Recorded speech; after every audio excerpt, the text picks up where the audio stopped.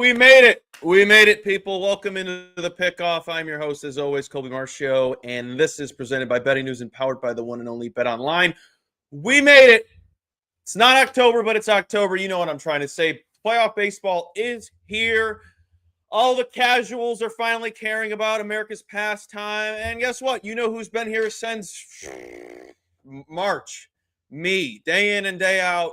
I mean, it hasn't been the greatest year, but you're never going to have perfect years every single year. But we still have a full month to get everything back on track. Humongous show. We got Will Hill waiting for us down below. We'll bring him up shortly. Just a jam-packed show. I feel like I could do this show for 2 hours, honestly, with how much I want to talk about the beautiful sport of playoff baseball. But I don't want to wait any longer to bring up our special guest. Here he is. Here's Will Hill, everybody. Will, I want to say thank you so much. I messaged, for people listening, I messaged him yesterday to come on, and I'm like, there's no way he's going to say yes because this is just an under 24-hour notice. And I hate doing that, so I do really appreciate you, Will, for doing this. You do a fantastic job covering everything. I saw you on Friday on TV when I was out with my girlfriend, and I was like, oh, I know Sammy P and Will Hill. And she goes, do they know who you are? I was like, probably not. Not true. I see you on all the time, VSiN, by the books with our buddies Dave Ross and Jensen Lewis. So, yeah, this really is the best time of the year. And it's just, man, I wish a couple things. I wish baseball would have just let their dramatic end of the season kind of breathe and have its own window where you have it end on a Tuesday or a Wednesday. We can all sit there and watch all the games with college football on a great slate on Saturday and all the games on Sunday with the NFL. It kind of got second fiddle unless you're a real diehard like me and you. And there's still a bunch of us left. A lot of people are more worried about, the Chiefs and the Ravens or the Eagles and the Bucks or Oregon, Penn State, where I'm sitting there, wow, how are the Reds doing? How are the Mets doing? It was so dramatic to go into the final day of the season with the Cleveland, Detroit scenario, Yankees and Blue Jays tied, Mets and Reds tied. I wish they would have given it its own sort of stage, but here we are. Again, I think too many teams probably get in. I don't know that we need 12, but once we get here, I love the March Madness style of 1 o'clock Eastern. We got games tipping off at 9. It does feel a little bit like March Madness with all the games and all the randomness that the wild card round brings. It's a really good point because we kind of get blessed with this week's NCAA schedule being just nah. I mean, like, this is a great week if you love college football but you love baseball. This is a good week to be like, I don't really need to watch week 6 of college football. I don't really need to pay attention that much because it's kind of a snoozer. Which I don't mind once in a while. Give us a little bit of breather. I'm still going to watch the games and bet the games, but I like having a week where it doesn't feel like appointment television from noon until 11 o'clock at night. Yeah, I mean, we could sit here and complain about why were the two biggest games this past weekend at the same damn time. Yeah, but let's get into today, or let's get into the postseason. Do you have any futures to ride this October locked in? I mean, I locked in yesterday. Carlos Rodon, actually 2 days ago, whenever it came out, Carlos Rodon over 3.09 ERA this postseason because I think he's more than due. I'm a Yankees fan, so I don't respect him. I've never really respected Rodon, and I think his postseason ERA is going to be consistent as it's been over years past. I took a shot on a couple things. I don't have as many team futures as I usually do. I just thought there's so much parity, so much randomness. Took a shot on the Reds in some matchups and the Reds to win the National League when it looked like the Mets were going to collapse, but I don't feel like that's ultimately going to get home. I don't know if I'm sure we'll get to that game in that series. I don't know if they can hit with the Dodgers. Best 2 out of 3, who knows, anything can happen. They do have some pitching, but I took a shot on Ohtani, 50-1 most Ks. I think it's 45-1 now in most spots. I think it's, same neighborhood. I think that's still playable. 45-1 most Ks for the postseason for Ohtani, just because wild card round, if they make a run, he's got that extra round here, division, 4 rounds possible. And he stretched out last time he pitched 91 pitches, 8 strikeouts, 6 innings. So you don't have to worry about, he's only going to go 3 or 4 innings. All of these guys, for the most part, except Crochet and like Scooble and a few of these guys, Freed, most of these guys are only going, 3 or 4 innings. It's a new day and age in baseball. So I think Ohtani stretched out. Obviously, the talent's there, the opportunity to play a 4th series. I thought that 45-1 was playable. And same sort of thinking. I took a shot on Freddie Freeman, 30-1, most homers in the playoffs. Again, same sort of thinking where he's going to get the extra few games here in the wild card. If they make a run, that's just extra games. We saw what he did last year in the World Series on a big stage. So 30-1, Freeman most homers, Ohtani 45-1 most Ks for the playoffs. I love the prices on those. I'm such a sucker for a good price with baseball because I think we get screwed on a lot because I always say the books don't care about baseball and they prove it time and time again. No, that's you gotta. I think. Look, here's the good thing. They post so many markets now, so many different little niche markets, which is great for Yes, bettors because yes. you can't price everything properly. Not saying these are like completely mispriced, but the more they post, the more they are to, more likely they are to hang something that's got some value on it. 100%. And you mentioned already about the amount of parity. I've been trying to navigate a team that I have some confidence in to even just represent their respective division. I keep leaning on the Dodgers because Mookie's turning it around and their pitching's getting better and they're healthier. But the AL, who the hell is coming out of the AL? Yeah, it's funny. I mean, we're a few minutes in here. Nobody, we haven't mentioned the Brewers. We haven't mentioned the Jays, the 2-1 seeds. I did a show earlier where we barely talked about them. Definitely flying under the radar. I thought all year, really since Soto left the Yankees that night in December, I said, man, this AL, I wanted to count the Yankees out and say they're not really contenders. But then you look around and you're like, Houston's probably down. Seattle's good, but do you trust them? Boston on their way up, but are at that level yet. And Yeah. I think here we are, 8 months later or so. Or even more so, almost a full year later, that still kind of plays where you look at the American League and say, all right, maybe the Yankees, who I thought, again, were probably dead once they lost Soto. They had Bellinger and they had, Chisholm's given them a nice season and they've pieced it together where you look around and you're like, there's nobody they really can't beat. So I agree. The American League is pretty watered down and pretty wide open here. I just don't trust, as a fan, I just don't trust that bullpen. I think as soon as you have to go to that bullpen, it's cover your eyes or just change the channel because you're going to get your heart ripped out. And they've got all these former closers. I agree. I don't really trust any of them. We were spoiled for a while with Mariano Rivera. Yeah. Even before he went off the deep end. I know he gave up some like crazy home runs in terms of Altuve and all that stuff. Chapman was really good his first 3 or 4 years with the Yankees, where you felt like, all right, just get me to the 8th inning, bring in Chapman for 6 outs, and we're in good shape to win the game. You're gonna have to Luke Weaver and Williams and Doval and Bednar. Williams should not come out. I know, but he's been good. I think his last 8 appearances, he's been scoreless. He was so good in Milwaukee that I get why they're tantalized by the talent. But, I mean, if we're sitting here 2 weeks from now saying, man, Devin Williams cost him a season, gave up a 3-run homer, and that's why they got eliminated, nobody would be surprised. You can't trust them. I honestly, before we hopped on, I took the Red Sox to represent the AL at 9-1. I thought that price was astronomically high. And it's all about price for me. I think the Mariners do come out of the AL. I'm not paying sub 2-1 for that team. And I already could nitpick the hell out of them as well.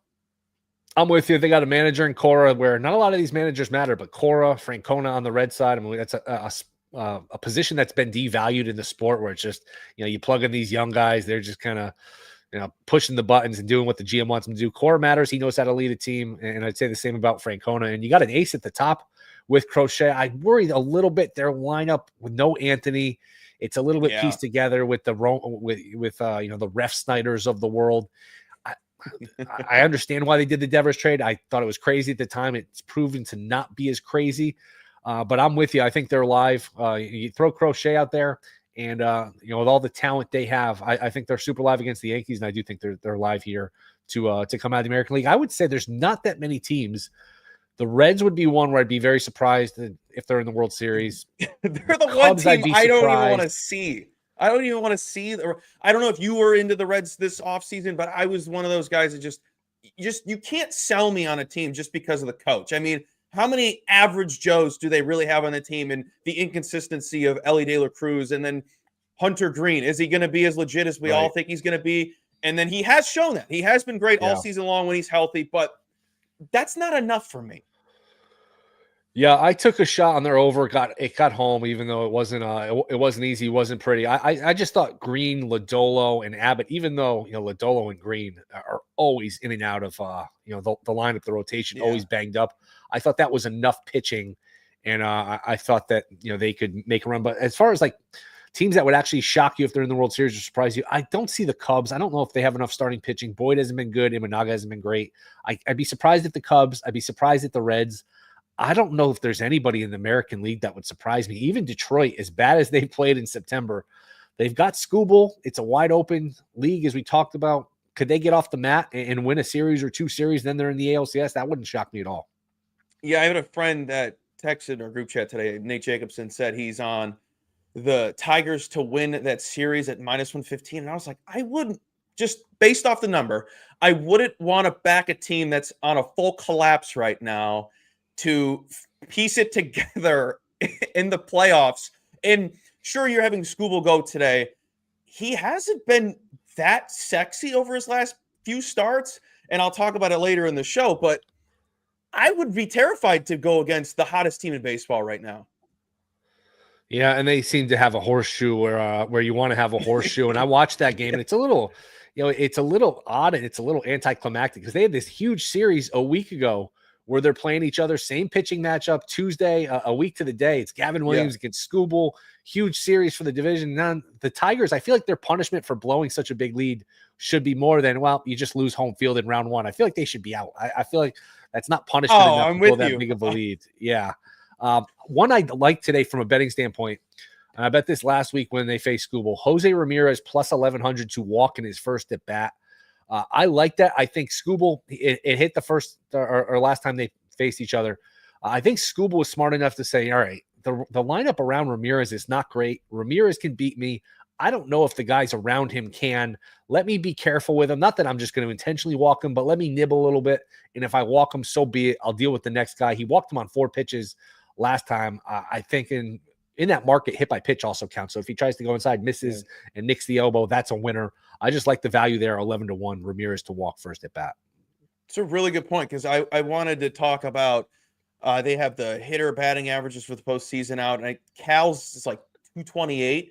And I was just curious, do you think they'll walk him as well this postseason? Do you think taking his over or under is a good play, or should we just stay away? Because I was tempted on taking the under base, banking on him going into another slump because he's had three months this season where he's batting under 200. I mean, he's not a consistent hitter. He's a consistent home run hitter because it's 40% of his hits this season. I would only look towards the under, and people are going to look at it and say, well, he hit 247 during the season. Yeah, well, it's a little different in the playoffs because the scouting reports are sharper and the pitchers are just better. You're seeing, I mean, look who's pitching today, Scooble and Fried and Rodon, and you're going to see the best relievers. You're not seeing the Nationals' fourth starter. You're not seeing the White Sox, third or fourth middle reliever. You're not beating up. And that's why a lot of great hitters historically have struggled in the playoffs. A-Rod did for a while until he finally had a great postseason. Bonds did for a while. You're seeing the best of the best of the best. You're seeing all of the best teams and their best pitchers. You're not beating up on fourth, fifth starters, the middle relievers. You're only seeing the best arms. Weather gets a little cooler for whatever that's worth. Like I said, the scouting reports are a little more dialed in. Everything is just harder. So I would only look towards under on some of these hitters. I will say the one thing, I bring up A-Rod. I wonder if this is finally the year where Judge carries over what he did in the regular season. I was just about to ask you. This might be it. And I hate to put it this way, it feels like now or never. He's not getting any younger. He's kind of been around for a while. He came up late. What's he, 34, 35? 33. He's getting, 33. Yeah, 33. Okay, he's getting up to the point where, 3 years from now, he's probably not going to be this dominant of a player. I don't know, 2 years from now, he's going to be like, it's got to happen at some point. And I wondered last year if he was, before that disaster of a fifth inning when they started making all those errors, he was starting to hit the ball well and come out of the slump. He homered in the game. He doubled in the game. I'm a Yankee fan too. I wonder, man, if they forced the game 6, was Judge just people are going to hate listening to this? I know, but I do think that Judge, there's a possibility where Judge. Plus, he doesn't get the time off where sometimes you get that week off and you just get a little rusty. He's carrying geriatrics for 160 games. Yeah. I think maybe this is the postseason for Judge. I hope for him because he's such a great player and people can crap on him for the bad playoffs, which is fair. I think he's hit 205 for his career in the playoffs. Yeah. You got to get it done in the playoffs. Hopefully, this is the year for him. I wrote about it yesterday, and I still don't know if I'm going to pull the trigger, but I think it's a good play. That's why I wrote about it. I think they have it 278 for his average. I think the over is the play. So many people are going to look at that and just think under is easy because he's batting 205 in the postseason, like you mentioned. But he's the hottest hitter in baseball right now, and I can only see that continuing because of the timing of where this is going on. In the last 30 days, he's batting, 380? I understand he gets Crochet today, and he hasn't had a good history against them, but it's Judge against a lefty. I don't care who's on the bump. If he's on fire and eyeing everything up, I think it's a bad, tough day today for Crotchet against any other righty today. Yeah, and the Red Sox will throw a righty game 2 in Bayo. But game 3, they don't really have a starter, so it might be Harrison, might be early, so he might see another lefty hearing if it goes to a game 3. Yeah, hopefully as fans. Also, are you a Cal Raleigh MVP guy? No, I'm not. I actually gave out Field at like 5-1 back in May just because Judge could get hurt. It's a long season, and it was like 20-1 a couple weeks later. So I felt kind of dumb about that. So in that sense, I want to always root for the bets that I make and give out. But at some point, the numbers have to matter. Judge is so much better in all these other categories. I mean, he beat him like 90 points in batting average. If he beat him by 190, would it matter that Cal Raleigh's a catcher? This idea that Cal Raleigh's a catcher is carrying way too much weight. First off, he's DH'd like a quarter of the season. I think he DH'd 38 games, something like that. But Judge should get back there and crouch over. I mean, and by the way, he's not Johnny Bench back there either. He's a decent catcher, but this idea he's handling the pitching staff, all this. Judge should be the MVP. It's tough for Cal Raleigh to hit 60 home runs and not win it.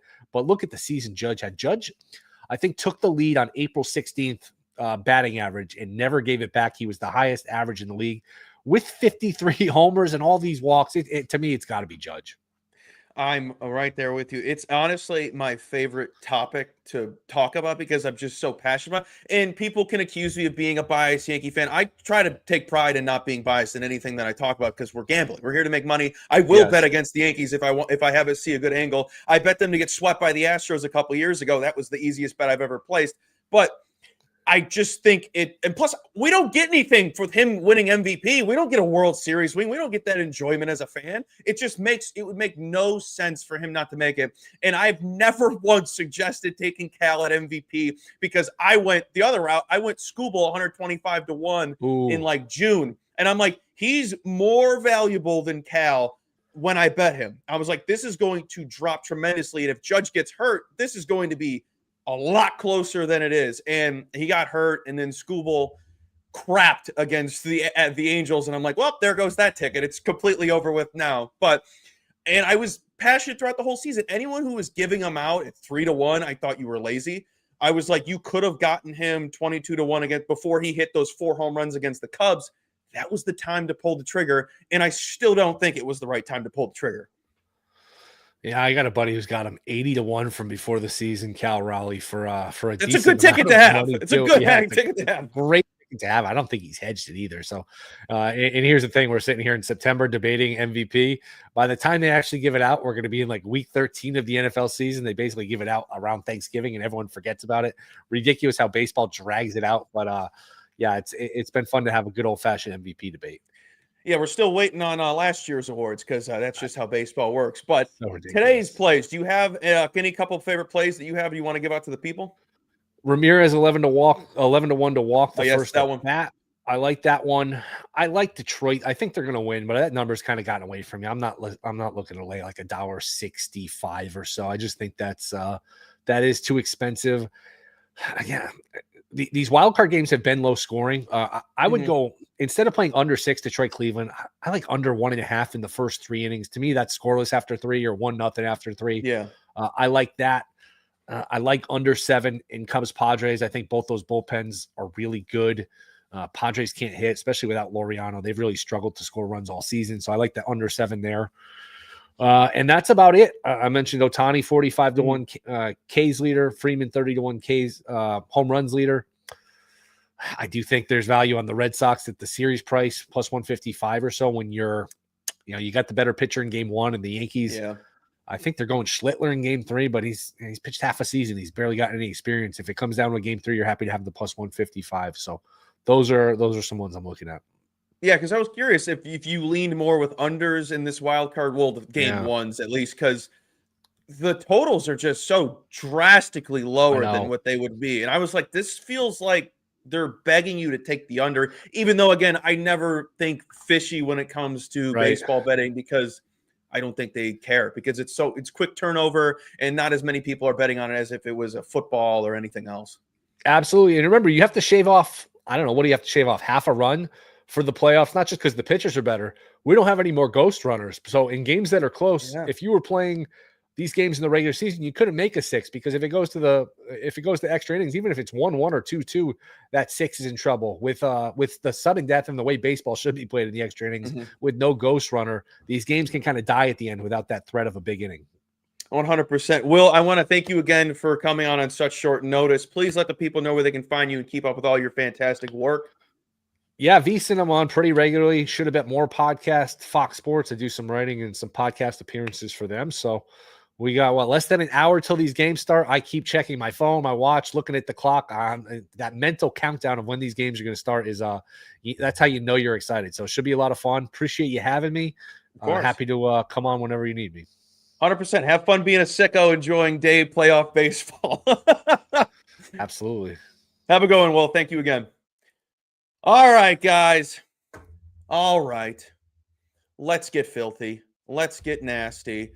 I mentioned earlier when Will came on that I took Carlos Rodon over 309 playoff ERA, and I love it. I love it. You can say this is one of the better seasons Carlos has had, and it is. I believe he has the number 1 opponent batting average in all of baseball for pitchers. I can't see that continuing. I don't see that being consistent. I cannot see him maintaining. Also, when I went to write this and after I bet this, I didn't realize this was his season-long ERA. This is what he had in the season.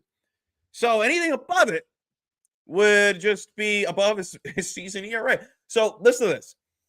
Carlos Rodon's career postseason ERA is 6.64. That is a 20-inning sample size. Last year for the Yankees, had a 5.60 ERA. And he has had some struggles against the Red Sox. Honestly, if he has one bad outing and the Yankees don't move on, bing bong, we catch. Against the Red Sox this season has a 5.74 ERA, a 1.34 whip. That is 11 hits, 11 runs given up, and 10 walks handed to the Red Sox. Last 5 teams he's faced, which is hilarious to me because he actually had a pretty decent ending to the season. The Astros, Tigers, Twins, Orioles, and White Sox. What do those teams have in common? Collapsing offenses and teams playing for literally nothing. He has to face the Red Sox now. Division rival. I think they get on top of him. Whatever he's come in game 2, game 3, whenever we see him, I think he gets lit up. Now, I also mentioned with Will about taking over Aaron Judge's batting average. I know a lot of people in the timeline are probably just rooting for the downfall and the inevitable Aaron Judge slump in the postseason, but I just think that's lazy. Also, I really want to make sure I get in that walk ticket for Jose Ramirez. So if anyone's wondering, Will gave out Jose Ramirez to be walked in his first at bat. I love that look. And I want to just know how much his walk prop is. 230. Oh my God, I'm betting that right now. Right now. Ladies and gentlemen, Jose Ramirez walk today is a go. One of the dangerous hitter, most dangerous hitter on the Guardians lineup. Let me lock this in. Let's go to walks. There we go. Walks, Jose Ramirez. Put a nice half unit on that sucker. And I will be tailing Will the Thrill. Also, make sure you are following Will the Thrill on X at not the, that's 2 E's on the, Will Hill. Make sure you guys give him a follow. Fantastic follow. Does tremendous work. College football, MLB. Also, thank you again for coming on such late notice. That was very kind of him. Let's get in that first at bat. Home at batting. Jose Ramirez to get walked. Hit by pitch. 16-1. Locked in. Let's go, Will. Let's have a day. All right, back to the plays. If anyone has any questions about today's slate, please let me know. Please ask away. I will answer anything you have, any questions about futures, anything, whatever you need. Get in here for the plays.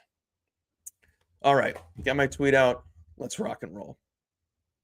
Anything else do I have in my notes that I needed to mention? Oh, yeah, I mentioned taking the Red Sox to come out of the AL. Is that me betting against my team?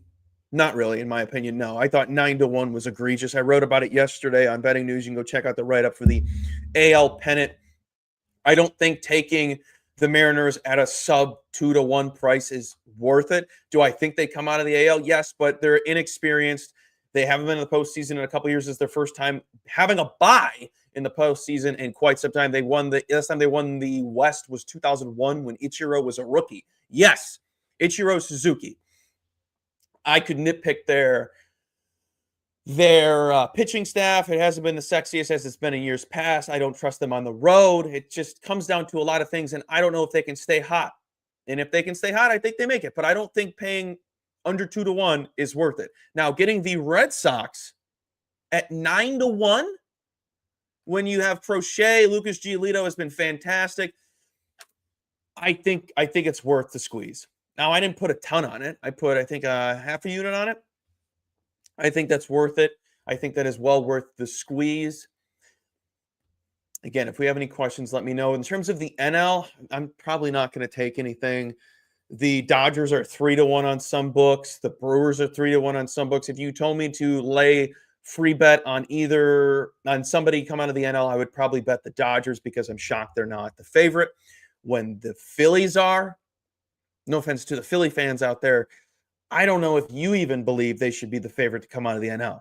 Is this a boom or bust year for them? Yes, because if they don't make it this season, they're blowing that sucker up. I think they're blowing it up regardless. Hypothetically, they win the World Series, they're blowing it up. Schwarber's going somewhere else. I don't think you guys are going to pay him. And it's just going to be Harper. It's just going to be Harper. And you only get, a couple more years of Wheeler when he comes back? I mean, I don't trust them. Future-wise, I don't trust them right now either. But yeah, I do think it's the Dodgers. We've talked about it before in shows past. But I have some plays that I'm just dying to talk about. And this is the first one I locked in yesterday. My jaw fell on the floor. I understand who's on the bump for the Tigers. Tarek Skubal, one of the most dominant pitchers in baseball right now. And I understand the totals are a lot smaller than they are in the regular season because it's the postseason. And like Will mentioned earlier, that no ghost runner. But we're talking first fives here. We're talking about my bread and butter. A number I've never seen before on a team that I thought their offense could show up. We'll let this sit here for a second. Don't look at the price. Look at the number.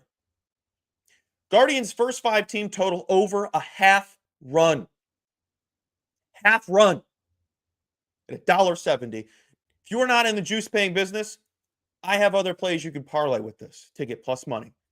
I happily paid this because I think it's egregious and I think it's offensive to the hottest team in baseball right now. And fun fact, this is going to be the third time in under 2 weeks that the Guardians are seeing Tarek Skubal. Third time under 14 days. This will be the fifth time overall this season they are facing him. Personally, I believe the more you see a pitcher, the less of an advantage he has. And the last two games that they faced him, they've scored at least a run. Let's get into it. Skubal, the last 4 road starts. 2.35 ERA, allowing nearly 5 hits a game, 2.5 extra base hits, and 1.5 runs allowed. 3 of those 4 teams that he's last faced on the road scored at least a run. The one team that didn't was the Royals. The other teams were the Marlins, the Guardians, and the Athletics. Some of the most powerful offenses in baseball. Still shocked by the number. Overall, on the road, Tarek Skubal has a 2.25 ERA, allows 4.4 hits and 2 runs per game. I understand who Tarek Skubal is. I can lose this prop happily. Tarek Skubal comes out and has a gem. Tip your caps. Hold on. Tip your caps. Tip your caps. I got a million other hats, but you know me. Tip your caps. All right, we got questions. We got questions. This was from earlier. If there's people in the base, I see Cal getting walked. Yes, Tim. Sorry that I didn't see that earlier. I kind of want to bet Cal under batting average now. Let me see if it's moved. Good call. Good call. Let me pull this off real quick because I need to go look at Cal's batting average for the postseason. Because I think he's going to get walked. Same thing with this one. Rodon walks a ton of guys. Short leash. He's putting guys on. They're probably going to score, which is another reason why I like that. One sec. Playoff specials. Judges hasn't moved. Cal Raleigh still 228. I locked it in. Under 228 batting average for Cal Raleigh. We're locked in. Woo! All right, we got comments from chat. How did I get so handsome? My dad. Thoughts on these starting pitchers hitting their K lines, Crochet? Stay away. Personally, stay away. I don't want to be a part of it, despite these being some of the best pitchers in baseball.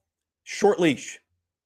We see it time and time again. Short leash. I think Skubals is a 7.5 strikeouts. I would take the under. I don't know what Crochet's is. I can check. And these aren't bets I would want to bet either because we know who we're touching. You know what I mean? Crochet, strikeouts, 7.5. I don't even have a lean on who I would like to be on the over. I would worry about all of them, Mr. D. Also, welcome in. Welcome in, everybody. Welcome in. Another play this afternoon. And I'll put the theme song on.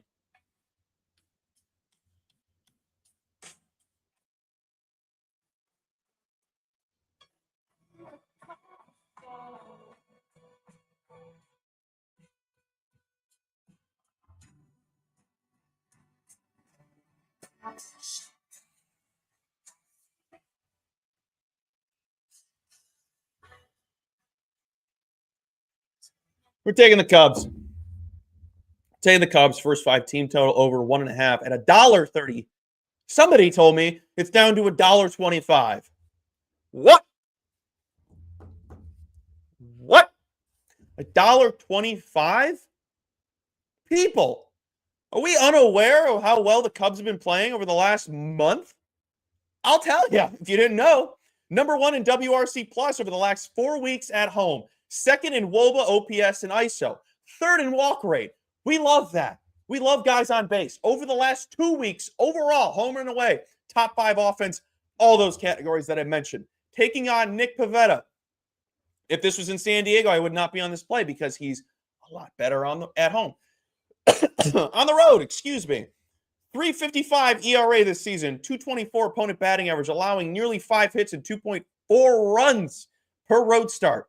That's over this number. Last 5 road games, expected ERA of 4.36, 391 xFIP, and is allowing 46% hard contact. Hitters during that span have a 261 expected batting average, sub 500 x slugging, 339 x WOBA. Last 30 righties faced. It gets juicy, people. Last 30 righties faced has a 7.06 expected ERA, 59% hard contact allowed. Hitters have a 4.69 nice expected batting average, 970 x slugging, 418 x WOBA. Why do I care about righties?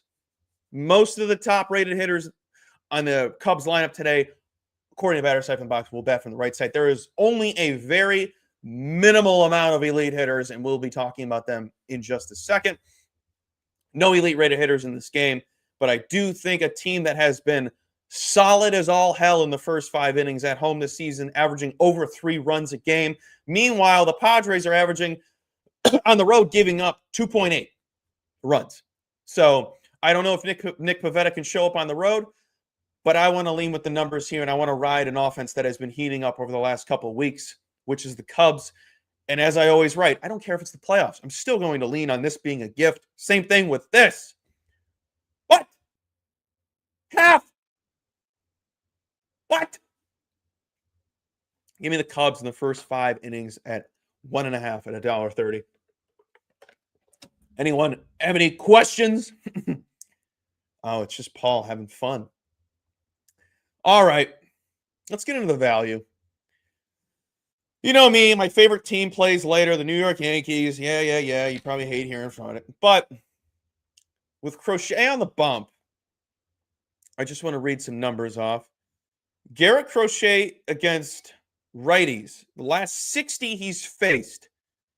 339 expected batting average, 675 x slugging, and is allowing over 41% hard contact on the season. You're probably wondering, well, he has to be going one of two ways later today. And you're right. I'm going there. Because there's only 2 elite rated hitters in the default ratings of Batters-Box. And that happens to be Stanton and Judge. We're taking Stanton and we're taking Judge. Let's start with Stanton. Misprice. Misprice. The home run is boosted for anyone wondering where I got that home run price. I boosted the home run. $1.35 for the second hottest hitter on the Yankees. A guy who's been very consistent since coming back from injury and is usually only turns it on from here when the playoffs start. I understand who's on the bump, but those expected batting average numbers and slugging say somebody's due for a nuke. Let's talk about Stanton's trends because they're delicious. Stanton comes in today with the second highest rated matchup on the day, according to Batters-Box. And 112, elite ratings. Stanton records a hit 63% of the time, hits a nuke missile 25% of the time.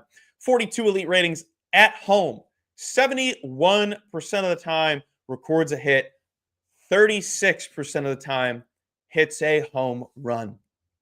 Yes, 36% of the time hits a home run. Let's talk about Judge. Before we get into the numbers, price. Free bet. This is a free bet. Price. Do not ever offer this number. This is the hottest hitter in baseball. Do not offer this number. Do not give me plus money because he has a really pretty bad history against Crochet. It's Judge against a lefty. I don't care who it is. He's batting an astronomically high number right now. And if you don't know what it is, I don't have it in front of me. So go look it up. It's disgusting. Now let's talk about it. In 316 elite ratings, Aaron Judge records a hit 69% of the time, 32% of the time, 2 hits, 30% of the time hits a home run, 50% of the time goes over his bases. We're getting value there. 131 home ratings. 68% of the time records a hit, 33% of the time records 2 hits, 32% of the time hits a home run, 53% of the time goes over his bases. Not betting his home run today.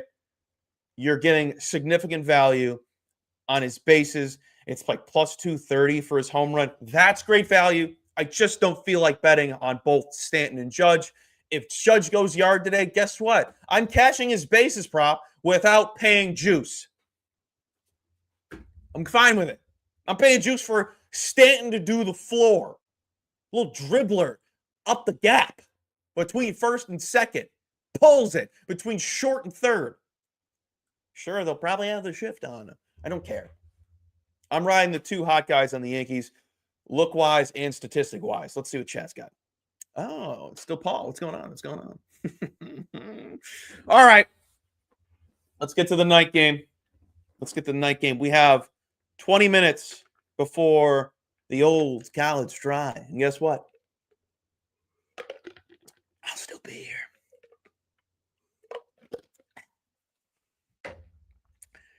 Let's talk about the late night because it could be bad. And by bad, I mean bad for the Reds, bad for Hunter Green, who has an atrocious, where's my numbers at? Atrocious road ERA this year. Let's jump to Hunter Green. 8 starts on the road this year, 4.81 ERA, 271 opponent batting average, 54% fastballs. What? Actually, hold on. I need to check something. I need to check on something because I recall. Okay, let me double check a batter's hyphen max. Okay, because I don't remember seeing who I'm about to mention when I was looking at it earlier. Maybe he's been dealing with glitches. Oh, there he is. Perfect. Stanton's the third highest hitter. Here's the second. We're taking Shohei Ohtani over 1.5 bases at minus 115. You heard me mention about Judge being plus money. This is the typical price for Shohei, and Judge.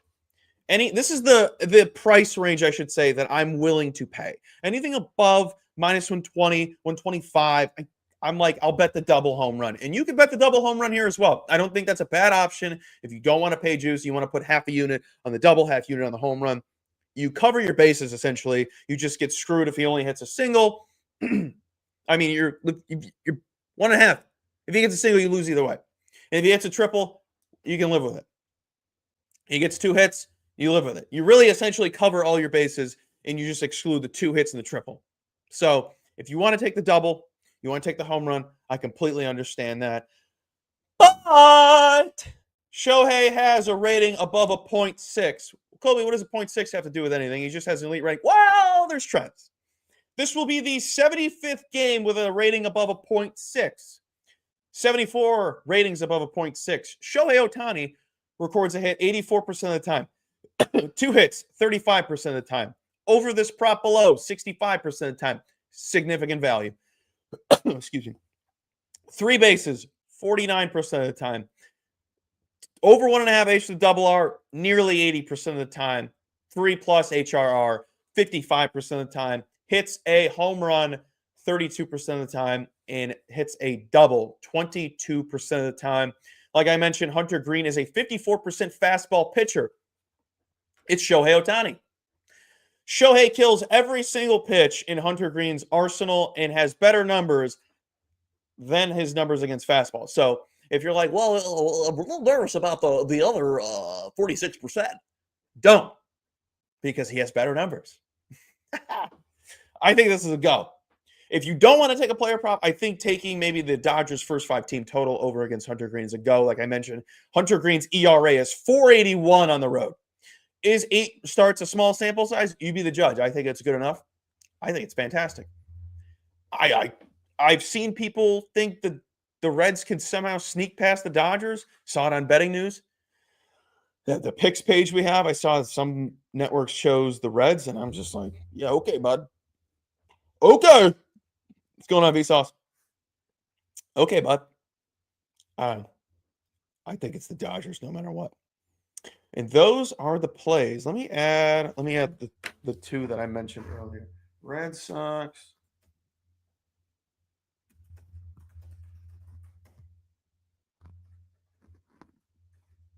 Boom. I'll put that up. I locked that in.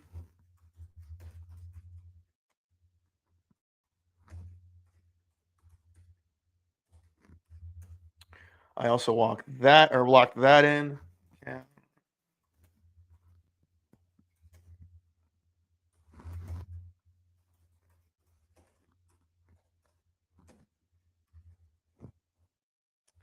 I also locked this in. Had to do it. Let me double check that number though. Make sure it's 228. I believe it's 228. 228. I locked it in for a full unit. Ah, I love it. Now why, Colby? Why are we betting against Cal?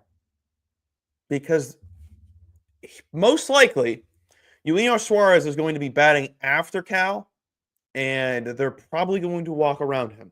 Would you rather, essentially the same guy back to back, would you rather throw to a guy that has a worse average than the guy who hits more home runs?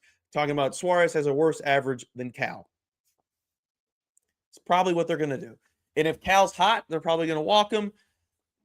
And I don't know how long they're going to make it. The more at-bats he gets, the higher the chance, in my opinion, that he goes on a slump. Because, like I mentioned with Will, he's got 3 months of batting under 200. He batted 300 back-to-back months. It was April, May, or May, June. One of those 2 months he batted 300, or I think both of them. I don't see it. If they stay hot, fine. If I lose this bet, fine. I would rather bet on this fun little under postseason batting average than be on Judges over 278, even though it's probably the better play. Would you rather back the hottest hitter in baseball in the postseason to show up and carry his team once again? Oh, my God, it's got a 205 postseason batting average. I don't think that's a good play. Shut up. But this, Will Hill said to take the first at bat walk or hit by pitch, which was 16-1. Yeah, I added that as well. 230 is just too good of a price to not be on for just a walk. Most deadly pitch or deadly hitter on the Guardians. He is the main reason they're ever relevant. This guy. Oh, he's an underrated talent. People don't talk about him enough. Because you're probably a baseball casual. Just like a lot of people that are going to be choosing to bet on today's games. Casuals. I gotta lock this in, though. One sec, big dog. 1 second, boys and girls. I gotta lock in my guy, Jose Ramirez, to get a walk. Do they have that? They do. Let's go. 230. Oh my God, there's a 250. Hold on. There's a 250 out there. Gotta cash out.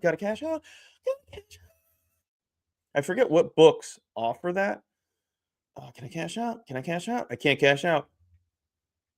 Son of a... All right. I'm keeping the 230. Dang it.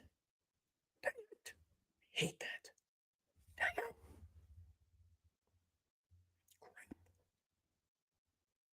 That just pissed me off. That just ticked me the hell off. If anyone down below has any cues, I'm all ears. Oh my God, it's dropped to that price.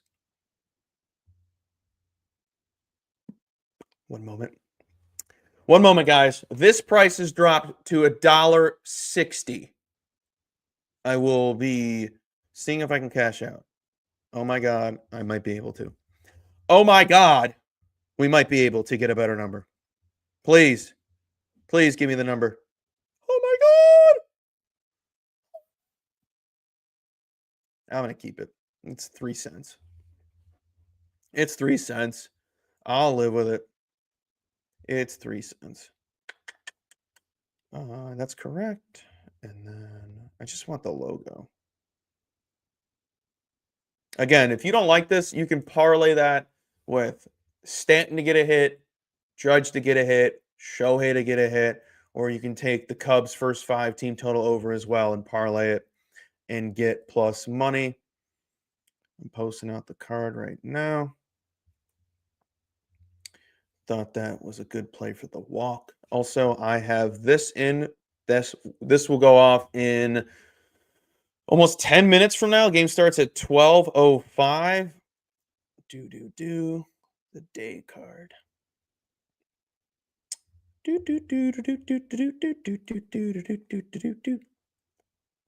Somebody asked me, what's on the card today, Colby? Tune into the pickoff. That's what I say. Tune into the pickoff. We have 10 minutes before the old college try with Kate Constable, Shaggy Betts, Nate Hornung, and myself. I'm beyond excited for today's games. I'm beyond excited for October. If this is your first time jumping into baseball, I'm happy you're here. Be cautious of who you pay attention to this month because there is a lot of people who now seem to care about baseball when they haven't been here at all.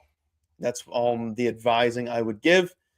It's also something, a pet peeve of mine. Don't act like you care about a sport if you're only here in October. I've been here since March. I've been here since actually January. If you go and look up the write-ups, I've been here since January. Been doing a ton, and I love it. I love it all. Sadly, not all the futures of cash, but we got the one we needed. We got Jose Ramirez, Francisco Lindor, 30 plus. Also, is this the first episode since it is? Because it cashed last Thursday, right? Haven't talked about it. Regardless. It's going to be a great day. I'm not a big fan of the games being at noon on a Tuesday, as if people don't work. How are people going to these games? PTO? Stupid. I truly hope Progressive. I know Wrigley's going to be a madhouse. Wrigley's going to be a madhouse. Should have added that to the reason why I like this. Wrigley's going to be a madhouse. Praying Cleveland's a madhouse. It just sucks, though. Like, people having to take off to show up to these games. They should be post-work. Well, Kobe, then they're all scattered on top of each other, just like Monday Night Football last night and what you were complaining about with the best games this Saturday. Yeah, so what? So what? What stopped them from past? Who is Michael Duncan? Hold on. Who the hell is Michael Duncan? Do not talk to me. Also, he's dead, and he's a Chicago legend. Don't talk to me.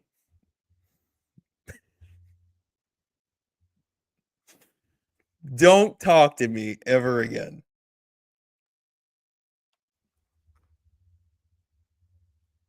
Dude, I'm not friends with Padge. I'm not friends with Padge. Oh my god. That is the rudest thing. That's not even funny. He's dead. He's not even alive. Why don't even do that? Oh, he's not even alive. R.I.P. to a Chicago legend. R.I.P. Green Mile, fantastic movie. It's like 9 hours long. Oh my lord, Padge, you got any plays you're on today? As a Braves fan, where are you looking at? You get to pick your litter now. Postseason's here. You don't have to worry about your team ripping your heart out. Who are you rooting for? Who's everyone else rooting for? As if there's no one else in the chat. Who else are you rooting? Ooh. Oh, there's Shagnad Betts down below. Hey, Nate. Padge said I look like Michael Duncan. Google it. You mean Michael Clark Duncan? The deceased Michael Duncan? I was the gonna deceased say, Michael. That's Michael Clark Duncan, really, Pat? The deceased Michael Duncan? Yes. Yes. Shax, could you pull up Immaculate Grid for me? Because we got a filibuster.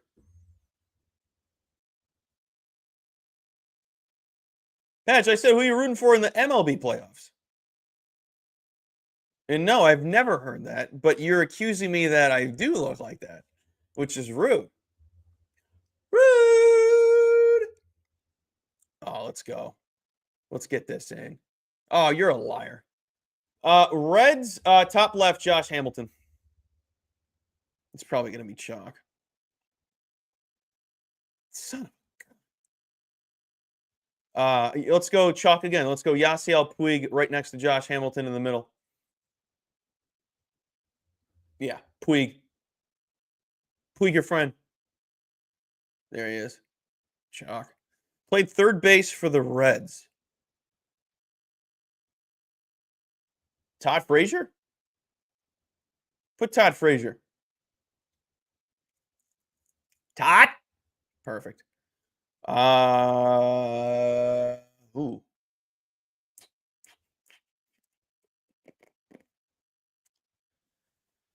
Oh,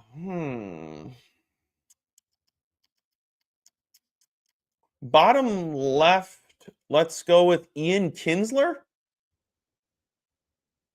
I'm not confident with this one. Wow. 30 stolen bases for the Dodgers, Juan Pierre. Probably an easy one. Actually, let me try and make it tougher on myself. I could have put Puig, I think. Do we want to go Juan Pierre or do we want to go Carl Crawford? But that was the end of Carl Crawford's like prime. Let's go Pierre. I'm gonna regret this. Oh my god. Oh my god. Third base and 30 stolen bases. You could go A-Rod. You could go, third base. Who are some speedy third basemen? Eric Chavez? No, I don't think Eric Chavez was fast. Third base for the Nationals. I don't know. Nationals. Ryan Zimmerman's chalk. That's that. He's Mr. Nat. Like, that's how stupid of a call that would be. You know what I mean? That's why I threw out that name. That's the extent of my baseball knowledge. Put it. Shaggy, put it. It's going to be like 70%. Does that say 28? Does that say 28%? Oh, my God. Nationals. Brady House would have been a good one. Rangers, Nats. Oh, Nate Lau. Nathaniel Lau. Yep. Pew! Pew, pew, pew, pew, pew, pew, pew. All right. We got 4 minutes for any given wager. The old college try. LA Nats. Hubie Brooks. Put that dead center. Shout out to our boy. Wow. All right. Bottom right to complete the grid. Just put A-Rod, dude. Just put A-Rod. It's going to be so chalk. What was the percent? That's not terrible. How many 20s do we get? Nothing over 30, I can be happy. We've got a lot of low percentage ones. That's real nice. I'm shocked. I'm shocked some of these are under 10%. Jesus Christ. All right. We got a couple minutes. Let me go through the plays one last time. For those that missed it, Will Hill gave out Jose Ramirez to get a walk in his first at bat at 16-1. I took that, and I took him to get just a walk in general, just to cover all our bases. Plus 230. There is a 250 out there, which I regret not looking around for because I didn't realize that book had it. Also, I locked in this just to be a little jerk. I locked this in. Full unit. 2 win a unit. I also locked this in for the price. The Red Sox to win the pennant. Shohei Ohtani over his bases has above a 0.6 rating. Aaron Judge at plus 110 over 1.5 bases. Stanton to get a hit at $1.35 and boosted his home run at 465. The Cubs to go over their first 5 team total at 1.5 at minus 130, which is down to $1.25. This is down to $1.66. The Guardians' first 5 team total over a half run. Again, this will be the 3rd time the Guardians are seeing Skubal in under 14 days. This will be the 5th time overall this season. The more times you see a pitcher, the less of a surprise it's going to be. And I'm aware this is the postseason. I'm aware this is also a misprice. Give me the Guardians to score at least a run in the first 5 innings. Ladies and gentlemen, and also, you can still lock this in. Carlos Rodon over 3.09 ERA for the postseason. And if you're not following Will Hill on Twitter/X at @NotThe, which is 2 E's, Will Hill, go do so. And honestly, it's been such a good episode. Such a great time talking to Will. We have the old college try coming up in 90-something, not 90 seconds, 50-something seconds. Here we go. I have to use a bathroom break. Can we have filibuster for a couple seconds? Give me a buffer. Give me a buffer. Give me something. Nate Dogg's working the ones and twos. Ones and twos. Let's go. We're gonna have such a great day. I'm so pumped. I'm so pumped. I can't wait for Nate to cut me off. Cut me off. Just cut me off right. 3, 2. I'm just looping our intro. We'll see you when you get back. Oh, I'll be quick. Make sure you change the background.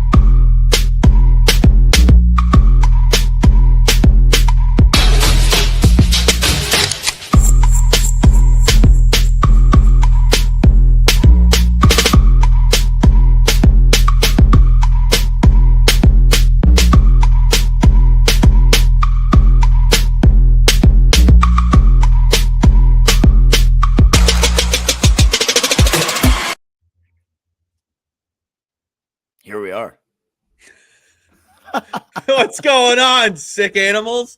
Hello. Welcome into the old college try. You know who I am. That's Nate. That's Kate. Everything almost rhymes. My middle name's Nate, so it could be Nate, and Kate. Whoa, that would be fun. That would be fun. Maybe one of these days you'll just have to change your little heading there. All right, before we start the show and talk actual sports, what was everyone's name supposed to be instead of their real name? I think I was actually Adam for a few solid minutes when I was born. Ooh. Like legally, but Adam Hornung? that changed. Ooh, kind of floaty. Yeah, no, it didn't really roll off the tongue. Yeah. Nate just fits you a little bit better.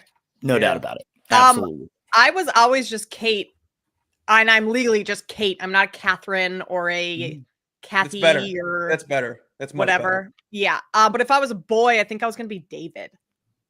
Ooh, that's my little brother's name. Fun fact, that name is tattooed on me. Why? It's my grandpa's name. Okay. Oh, fair. Nice. Thought you just talked to my mom before and thought I better remember this one for my son later. I think I was supposed to be Carly if I was a girl. Carly's cute. Yeah. I don't even know if I've ever even asked or if they even debated if. That's so weird. I've never heard Colby. No, I was not. I was Colby was the third option. Well, what were you then? Sure. I'm still baffled that I've never heard them say if I was a girl, the names would be this. I'll have to ask. But I was a surprise. Like all of the for all my siblings, they kept the gender a surprise. Oh, okay. Well, then they probably should have had a girl name for you. Yeah, I'll have to ask. But it was supposed to be Ty or Caesar. Oh yeah, you have said that. Ty or Caesar. Caesar would have been wild. Caesar would have been Caesar being the Italian tradition is naming your first son after your grandfather's name. So there's already been a Caesar Marcio. But if my name was Caesar, I probably would be doing what that Caesar did and went by his middle name. Yeah. Don't blame I was going to say, is there any nickname for Caesar? There really isn't. He went by Jake. So Jake Marcio was Caesar. Yeah. You could go by Zer. Caesar, Zer. Can I just say, Marcio. I really wish my name was Ty. Just saying. Ty Marcio would have been cool. Mm-hmm. It's got something there. Would it have been sounds like a clown? Would it have been Tyler or would it just been Ty? Ty. Just Ty? Ty. And then I talked to my parents when I was in Denver with them about that, and it was my dad's idea. And my dad goes, "Your mother cut that off right away." And I was like, "Why?" Right. And my mom goes, "I was like, no, nope, not happening." Oh, I can't believe we're here and we can't watch playoff baseball. Just saying. Well, you got to get a TV in front of you. It's true. I know. I should have went and grabbed the iPad. I will say, I was talking to Will Hill earlier. Thank you again for joining the show.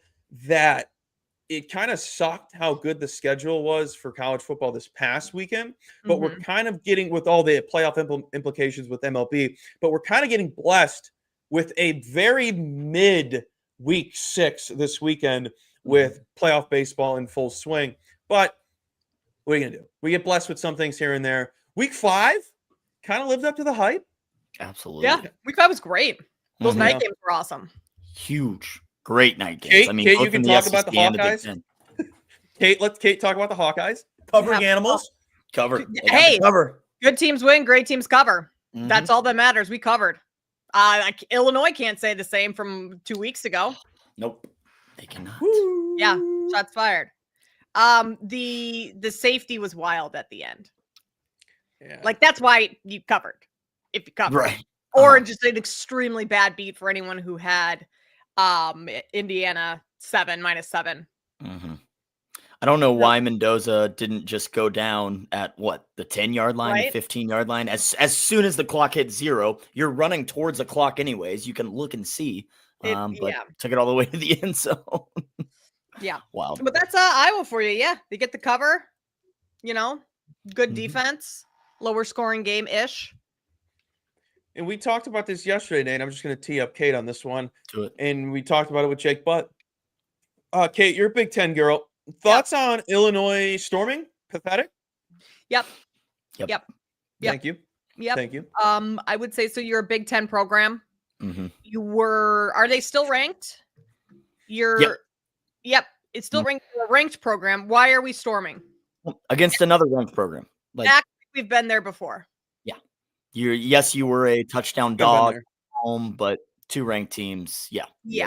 You're supposed to win that game if you're Illinois. Yeah, and it's not like USC's been like the cream of the crop in the Big Ten either. It's not like beating in Ohio State. I could understand that more so than USC's just kind of middle of the road. Like they're a good Big Ten team. They're nothing great. They're not going to go to the title game. They're not going to go to the playoffs. It's just what it is. Well, and they shouldn't have been in that position either. They were up big most of the game, allowed 2 late touchdowns to even get into that position. Fumbled right there at like the 5-yard line as well late in the game. So, yeah, it shouldn't have even been that close. Silly. Colby, how's my voice sound? Better? You sound a lot better, honestly. I forgot you had a raspy thing yesterday. Yes, Kate, I had to listen to your favorite aunt that smokes yesterday for an hour. He's like, hey, Jake, what are your thoughts on Indiana being a program? But so you and SPJ had fun this weekend. Oh, we had a blast. I gave him the full experience at Arrowhead. I pride myself on leading the crowd, leading the charge, and I certainly did that a little too much. But yes, he got the full Arrowhead experience. We're still recovering a little bit. I've heard the word leading the crowd too many times. That's the best way to describe it, man. Look, we're going to talk NFL just for a brief second. So many bandwagon fans in Arrowhead Stadium. I can't stand it anymore. They don't know when to cheer. They don't know when not to cheer. I just got to do my part, help them out. So they don't know when to cheer. No, probably like the chants that you have. Like they don't want to know when to break those out.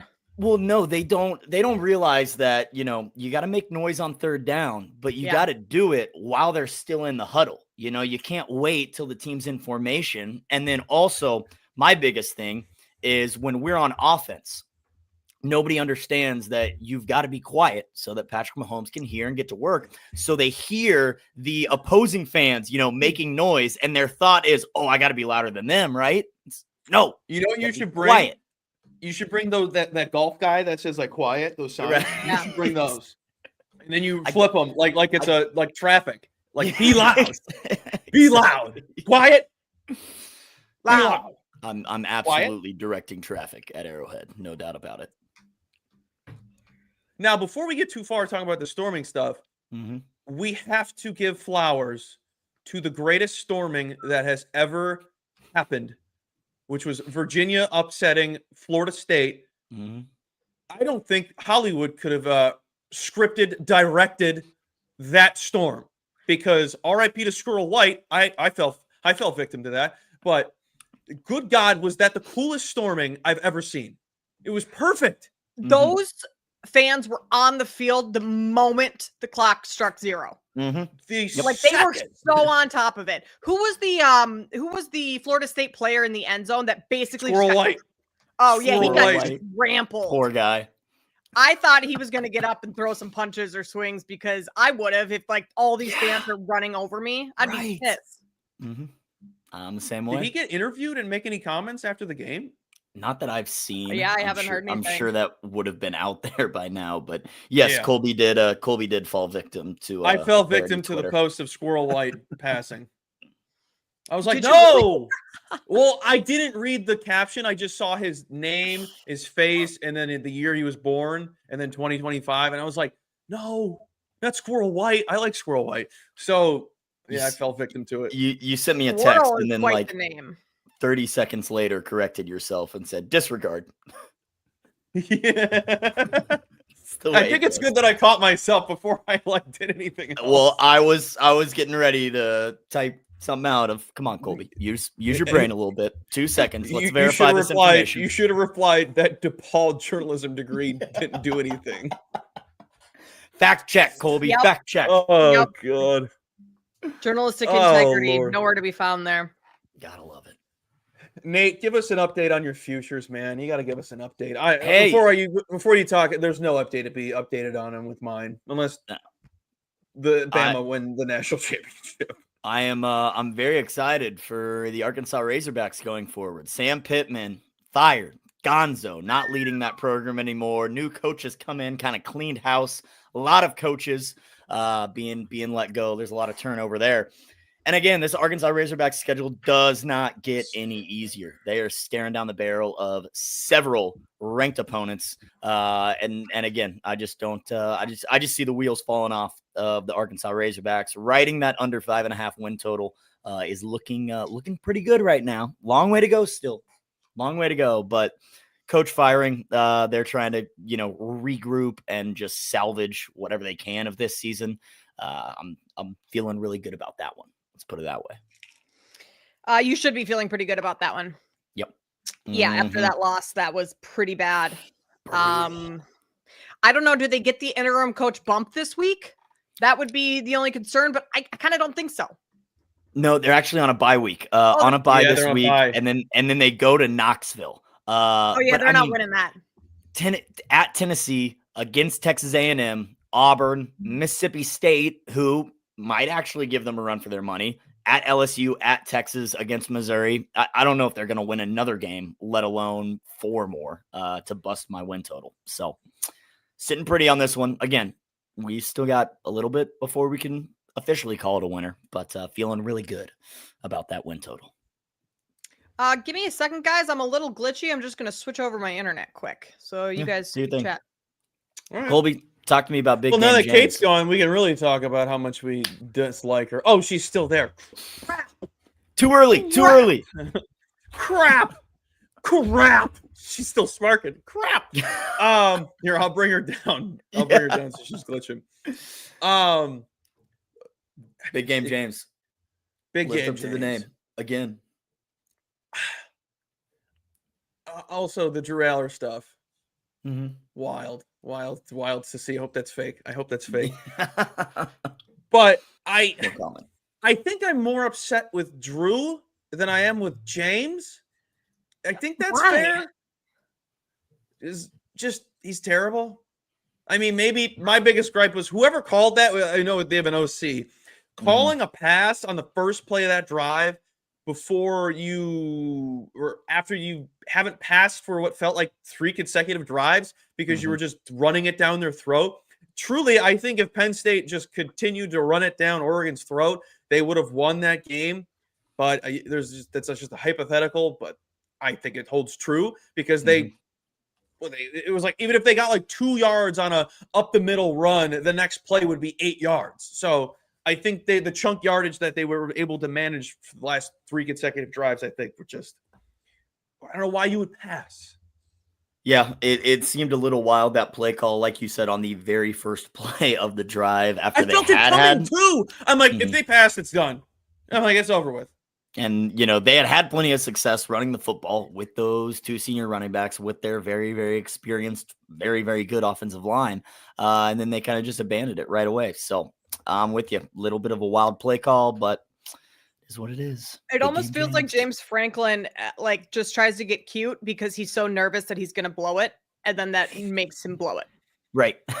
That's actually a very good descriptor. Like he gets so nervous he wants to not blow the game that he calls something dumb, and that's the game. Yep. I mean, Oregon should have won that game by double digits. Yes. They dominated for Moore 3 is full awesome. quarters. Yeah, he's really good. He's one of the Heisman favorites right now. I mean, I think he and Ty Simpson, that could easily change next week. It's kind of like whoever has the best game that week jumps up to be the favorite. But I think if he has a couple more big games, you might be able to, he might be able to solidify that Heisman here pretty soon. The problem is looking at the rest of Oregon's schedule. They've got Indiana in 2 weeks, and other than that, no, they have Indiana this next 2 weeks. week. Next week, the 11th. Next week, yes, they do. But then the rest of their Big Ten schedule, they don't play an Ohio State, they don't play a Michigan, they don't have a team like Nebraska on their schedule. It's kind of the bottom of the barrel of the Big Ten the rest of the way. So I don't know if that will mean Dante Moore's really got to inflate those stats a little bit to keep being talked about, because Ty Simpson is going to have plenty of opportunity to win those big games. Dante Moore, not so much. That's a good point. Sorry, just trying to get my thoughts back. What are you guys' thoughts on Penn State this week going all the way to UCLA? You guys, would you lean with I don't have a lean. I know spots situationally you would lean with Penn State, but the travel aspect, I can't even lean with them. That's my concern there is the travel. It's 20. I mean, it's 26 and a half. That's a big number. I know UCLA is trash, but like if you gave me a 21, sure, I would lay it, but 26 and a half, that's a lot. It's the travel that gets me because this should just be a smash spot for Penn State playing a significantly inferior opponent coming off that loss. But you also just played an overtime game too. And then the travel on top of that. Yeah. Yeah. I wouldn't want no part of this one. Maybe team total. That I could get on board with. Because love a good team total. Theoretically, why would Franklin take his foot off the gas for this game? No. It's the Alabama Notre Dame theory I had early on in the season. You gotta have to writing this down. Yeah, that's a good one. I like that a lot. Trying to look for a team total right now. Let's see. If anyone sees me looking down, you know what I'm looking at. Team total. Penn State. No, I'm looking at the game. I'm seeing, Colby, I'm seeing like 37 and a half. I honestly thought it was going to be higher. I mean, 26 and a half. The total's sitting like right at 50, 49 and a half. So a 38. And I'm just expecting them to run. I'm expecting Drew Aller to have underpass attempts and they just run it down whoever's throat because they're going to have to do that to win any game the rest of the season against any other big opponent. They can't trust Drew to get any passes off. And that was why last year we saw him blanket Warren so much because he sucks. He sucks.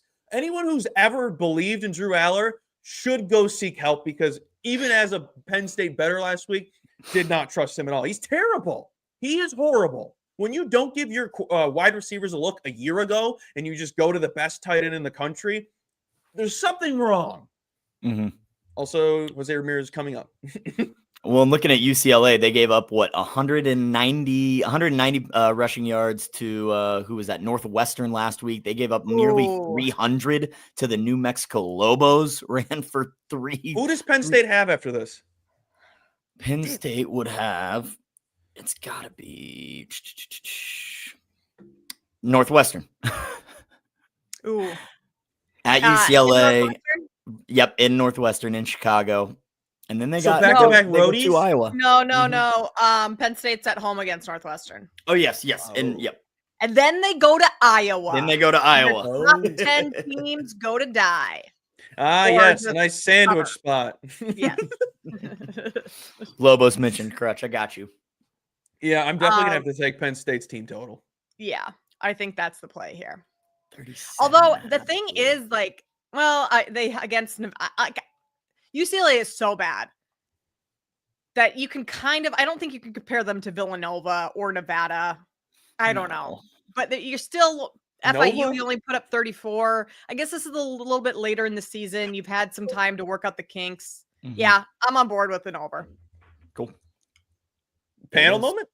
Penn State team total. I'll be with you in spirit. I don't think I can place that bet. I thought we were friends. Yeah, wow. You know we're friends. Come on now. Don't I need do 2 me more like balls. All right, where do we want to go? MLB Live. Oh, where do we want to go? Colby, talk to us about the storm fade, the early one, Illinois and Purdue. 11 o'clock. We got 2 Eastern. storm fades. Are they both at 11? Pitch I was and starting with the full early count. one for you. Full count. We got full count. Full count. He's out. 16 to 1 if he throws another ball. 16 to 1. Come on, Will Hill. Come on, baby. Oh, man. And it plus 230. Here we go. Here's the pitch. Here's the pitch. No, he struck out. No. Damn it. I still have the plus 230. I still have the Oh, it was a fun sweat. I mean, 2 outs. Walking him would be stupid. They just pitched around. That's a good outing. All right. I have to be on this play because of the patheticness of Illinois. Purdue. Don't blame you. Yeah. Purdue. I don't even want to talk about anything else other than how utterly disgusted I was with Illinois storming. And the fact that I have this principle makes me even happier. Do I like Purdue? No. Do I think Illinois is the much better team in this situation? 100%. But home dog at 10.5. I think Purdue can withstand that number. What did I write? I had notes. Purdue was just murdered by Notre Dame, and that's clearly a much better team than Illinois. And I think now that you get a taste for what is an actual good team, you can withstand not getting murdered by double digits. So I think Purdue's the must bet here. It was at 11. I don't think you're going to get that again. If you want to be on Purdue and fade the fading the storm of last week, I think you want to get after it now. Anything below 10, I'm off. I know Purdue covered a pretty big spread when USC came to town as well. Colby, I know this is your system play. Do you know who Illinois is looking ahead to? Hosting number 1 Ohio State next week. This is just another great data point to sleepy spot for Illinois. Backdoor is going to be wide open, covering those double digits at home. Illinois just wants the win, which hopefully they get for my win total, but covering the 10.5, not happening. There you go. Pat just comment on boiler up. One time I had a boil in college, and it was so bad I had to sit in class like this. And one of my friends called me Purdue Boilermaker. You had a boil? Yeah, it's like a really big zit. Wow. And I only had it that one time. It was Kate, it was so bad I went to class like this. Did you have to be medicated for it? Like, did you have to have an antibiotic? No, you just had to like pop it like a zit, but it's like 10 times the size. So you don't get scar, you got to go opposite. So like no thanks. Kate, I love popping zits and stuff. So that's actually pretty awesome. Kate, watch you say because it's just like so gross. It's bad, but it's like cool. Kate, did you ever watch the Fairly Odd Parents? Did you ever watch the Fairly Odd Parents? Yeah, that kid with the big boil. It was like that. I didn't watch that closely. I don't remember it, but I do. I know what you're talking about. Yeah. Perfect. Yeah. Perfect. All right. The other storm we're fading is Virginia, and I honestly feel kind of bad that I'm fading them because that was so poetic that I almost want to just let this be. But I snagged 5.5. It's now at 6.5, 7.5 on some books. I forgot to put it in. I was like, oh, this number's changed. Did I even pull the trigger on this? And I was like, oh, I have 5.5, and I had to put it in. So if anyone saw me put that in late, I bet this as soon as it opened. And 5.5 was super low. Virginia coming off the storm, beating FSU by 8 as 7.5 dogs. Louisville's coming off beating Pittsburgh, and I think they just have a good offense. And I think I can back them. I'm also on Cincinnati. And I got them as a dog. I know they're now a favorite, and I think they're a good spot as well. But fade the Storms and back the Bearcats. You like Cincinnati? Coming off that big win? I like Cincinnati. Yeah. You both I got plus 2. I got plus 2.5. I mean, they're now 1.5. Yeah. Yeah, I just think Cincinnati's the better team, and they're at home. Like, yeah, they're coming off a big win. I mean, I guess this is a reverse argument of what we're just saying right now. Like we mentioned, it's betting. It's beautiful. You just pick and choose when you want to follow whatever trend or whatever angle. I like Cincinnati this weekend, but I also do like Louisville. 5.5 seems like a very doable number for a team that's 4-0. Pitt's a good team. Like they beat Pitt last week. JMU, fine. I don't think Bowling Green, was that what they had? Yeah. Yeah. Whatever. Horvath likes Cincinnati too. Really? Yeah. Yep. All right. Horvy's good with college. Yeah, he's on fire. He's on fire. And he gave it out at them to win by a field goal. I mean, it was like whatever the -1.5, whatever it was. He's like, I could see them winning by a field goal. I was like, dude, I got plus 2.5. I caught a book snoozing. Oh, you got 2.5 before it flipped to Cincinnati being the favorite. Oh, that's awesome. Yeah. I wish I got 3. That'd be sitting pretty. That would be great. Yeah. I haven't dove into that one yet. I have a feeling I might be against you too, though. But I got faith in Rocco Becht. Really Didn't one of Penn State? I would say it's running backs go out for the year. Maybe not a top guy. Oh, actually, I think you're right. I did hear about that. Yeah. I don't know necessarily how much that accounts to the spread, if that's why it flipped at all. It certainly could. That could be the reasoning. But Becht is a very capable passing quarterback. Like it's not like Drew Aller, one of the running backs, go out and for Penn State, and all of a sudden you're screwed with Aller. Oh, that'd be hilarious. I'd be betting the under on Penn State wins. Yeah. It'd be terrible. Let's get into these games we got over here on the panel. I would Mm-hmm. love to talk Miami FSU. I would simply love it because do we have to be on Florida State? I think we have to be on Florida State.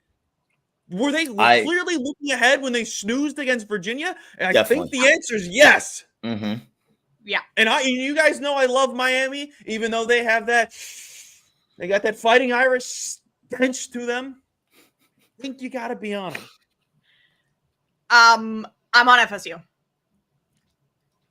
Yeah. If they put a complete game together, like week 1 against Alabama, you beat Alabama by 14 points. Alabama just beat Georgia. Like, I know that's early on in the season, but like that was a good performance. If you have something like that against Miami, especially Florida State's at home for this one. Yeah, Miami's coming off of a bye, but I would also take Mike Norvell over Mario Cristobal in the coaching category. So point there. I would too. Mm-hmm. High five. Hell yeah. Yep. Hell yeah. Yep. I mean, the extent of my notes really good motivator. I am a little worried about the Hurricanes coming off of that bye. It is their first conference game, but I mean, Florida State obviously losing their first ACC battle last weekend. So, yeah, I could definitely see this with the Seminoles. I think the home dog is probably the right play, catching that many points at home. And we'll really find out how good this Miami team is.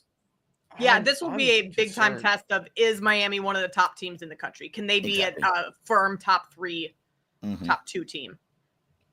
I think we're only going to get a couple chances to see how good Miami is, and this week's the one. And then what are we not going to find out till December? Dude, I mean, probably not. Let's see. Yeah. They got to go to SMU. They got to go to Pitt. But yeah, that's it. No one else is. Are we? We're scared of Narduzzi? No. Yeah. I'm not scared of Narduzzi, big guy. No, there's no reason to be. Miami's got a cupcake schedule, assuming they get by this one. But that is the ACC. So we'll see. We'll see how they do against Georgia Tech in the ACC championship. We got to talk the most disgusting one on that panel over there, and that's Texas, Florida. I feel like the trendy pick is going to be Florida, which is disgusting in terms of the sharps look and lean on this one. I would like to just say I don't want to be on it. Kate's got a pick. Talk to us about it. I have Florida. You're getting over a touchdown. You're at home. Yeah, I mean, the Swamp is a tough place to play. What time's the game? 2:30. 2:30. Oh, if it was at night, I'd join you, Kate. If it was at night, I'd join you. Arch. I don't think Arch has been that good this year. Yep. He really hasn't. This would be a massive game to like have his coming out party, but I'm just not sure I can get there. Plus, I think Florida's off of a bye, if I'm not mistaken. Both. As well. Yeah, both teams actually coming off a bye. Well, that negates that. But DJ Lagway, a little bit healthier coming off that bye too. I mean, I don't have this is more of a gut play, honestly, than anything. But these are 2 good programs. And one that is overvalued week to week because of the name Manning. And I'm going to fade that. Do we think he's getting undervalued? Do we think Arch is getting at all undervalued? I mean, we got 6 weeks in, and we already know. A couple weeks ago by his home fans. That's what I'm saying. Like, is he due for positive regression, as the betting community says? He's certainly due. Absolutely. I just don't know progression. if it'll happen. I mean, this is going to be Texas's first, real test since obviously going to the shoe to start the season. Yeah. They've had, cupcake games regardless. Florida potentially looking ahead to going to College Station, but I don't believe Florida's in a place where they can afford to look ahead. You've just got to deal with the task at hand. Whereas Texas, guess who they play next week? Oklahoma, rivalry game. Could be a time for them to John Mateer still for Oklahoma. Right. That's true. Can Texas look ahead to that game? I don't think they can. I don't think they can. But these are college age kids where they probably think that they can. or they will be, you know. Well, especially if Texas is looking at what Florida's done. Florida's not a team you really need to be worried about. I mean, yes, maybe going to Gainesville is a little different story, but they have not proven to be a force otherwise. So I think if you made me bet this game, it would be Florida. But I want no part of that. I do not want to back. Call me a psycho. I want to bet Texas. You're a psycho. Sounds about right. Thank you. Par for the You course guys with are Colby. you guys are so nice. Shaggy, What about the big flirting. one? Stop flirting. Kate's here. Get out of here. I said, Shaggy, stop flirting. Kate's here. Yeah, you were gaslighting me on the timeline earlier. You and me, we're having a rough patch right now. Wow. I logged into your account and I saw what you liked. Shut up. If you want to talk about it out here in the public, I will. We can. Hey, I don't air my Cheating on dirty me in laundry in front the of me? public. You think I'm stupid? You think I'm some idiot? God damn it, a double place. We're figuring this out behind closed doors. Come on now. Colby, who do you All have right. in this game? Baseball. I need the Guardians to score 1 run In the first 5 innings. Yep. Okay. Just one Just run. one. That's all Just we need. one run. I paid $1.70. I didn't think it was egregious. Hey, 3 more chances. I think it's worth it. I mean, and if I lose this bet, is because Scooble is throwing a gem, which he clearly is right now, and I can live with that. Mm-hmm. Yeah. Just tip But second time around, the order is going to be real nicey, hopefully. I also have Jose Ramirez to get walked at plus 230. So if he gets walked, I can get that money back. Mm-hmm. Nice. There you go. This game at Vandy, Alabama. It's gotta be Vandy, right? I booked the under. I booked under 56.5. Now, obviously, Alabama's had this one circled since losing last year. 100%. So Vandy coming to town, you've got to think they're gonna do whatever they can, run up the score. But I think Vandy's secondary is gonna maybe get a little exposed. I could see Ty Simpson having a lot of success early, and then I don't want to say they take their foot off the gas, but maybe they just play it a little differently, not as aggressive, really want to churn that clock, keep that Vandy offense on the sideline, because we know what Diego Pavia can do when he's out there on the field. I think it's going to be close, under 56.5. But I am confident in both defenses turning it on in this game. So under for me, I think I would lean with Bama too, or I think I would lean with Vandy if I had to bet a side. But I know Kate is thinking I lean towards Bama. I haven't bet this yet. I don't know if I will. This would be different if Alabama didn't lose to Vanderbilt last season. Like coming off a win like Georgia, it would typically be a fade Alabama the very next week. But you 100%. lost to Vanderbilt last year, and that was a super embarrassing loss, one you shouldn't have. And this is an even better Vanderbilt team than it was last year. So you have to imagine that this team is approaching, Alabama's going to be approaching this game very seriously. I just lean towards this Bama team kind of rolling with the momentum from last week too. Like building off that, you already have one loss this season. Vanderbilt is not a team you can afford to lose to. So maybe, I mean, the spread, it's 10.5? 10.5, yeah. That's a lot, but I could see Bama putting up a couple late scores and all of a sudden Vandy's covering for most of the game and you look up and Alabama's won by 2 touchdowns. Well, I believe I saw the look ahead was like 13.5 too. Yeah. So I've heard a lot of smart people have their power ratings around 14, like the 2 touchdown mark. So that's all just again, haven't bet it. I don't know if I will, but those are the talking points towards anyone who wants to back Alabama. Yeah. I'm with you, Kate. That's a really good look because they can't they can't even take their foot off the gas because you get another loss, you're doomed. You're doomed. You're doomed. You already have that embarrassing loss against Florida State under your belt, and getting Georgia was awesome. Yep. Now I don't know what to think of Georgia as of right now, so I don't know what Shaggy Alabama thinks. fans. Sorry, Colby, I interrupted you. No, you're good. No, you're good. You're good. Alabama fans are not going to care that they beat Georgia if they lose to Vanderbilt. Like it'll be the DeBoer fire him all over again. Like they will quickly forget that Georgia win and jump back on the bandwagon of DeBoer can't get it done. 100%. I mean, Nick Saban said it last year. Like this is the easiest place to play, and then they lost. Yeah. So Yeah. If your former coach is making those comments, the fans have it probably tattooed on them somewhere because they're Absolutely. psychopaths. Yeah. Mhm. So I'm right there with you. I'm the 3 games that we have listed over in the left, the big games. I probably will only pull the trigger on FSU. If we're being completely honest, I could go either way with Vandy, Alabama, and the situationally, it's Vanderbilt 1,000% just coming off beating one of the best teams in the country. But like we're all talking about right now, Texas, Florida, I'm gonna go throw up. Both those teams stink in my mind.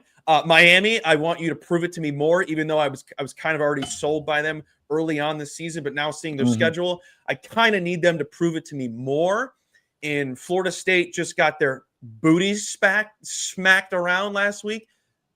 I want to bet Florida State. Yeah. I don't want to be involved in any of these sides on the games we got listed, but we'll see if that changes closer to Saturday. I love sides, Nate Dogg. I love sides. Yeah. No, I Except get LSU, Ole Miss. That was easy. What's your favorite side, Colby? Is awesome. Lane I'm is. a big Lane Kiffin girl.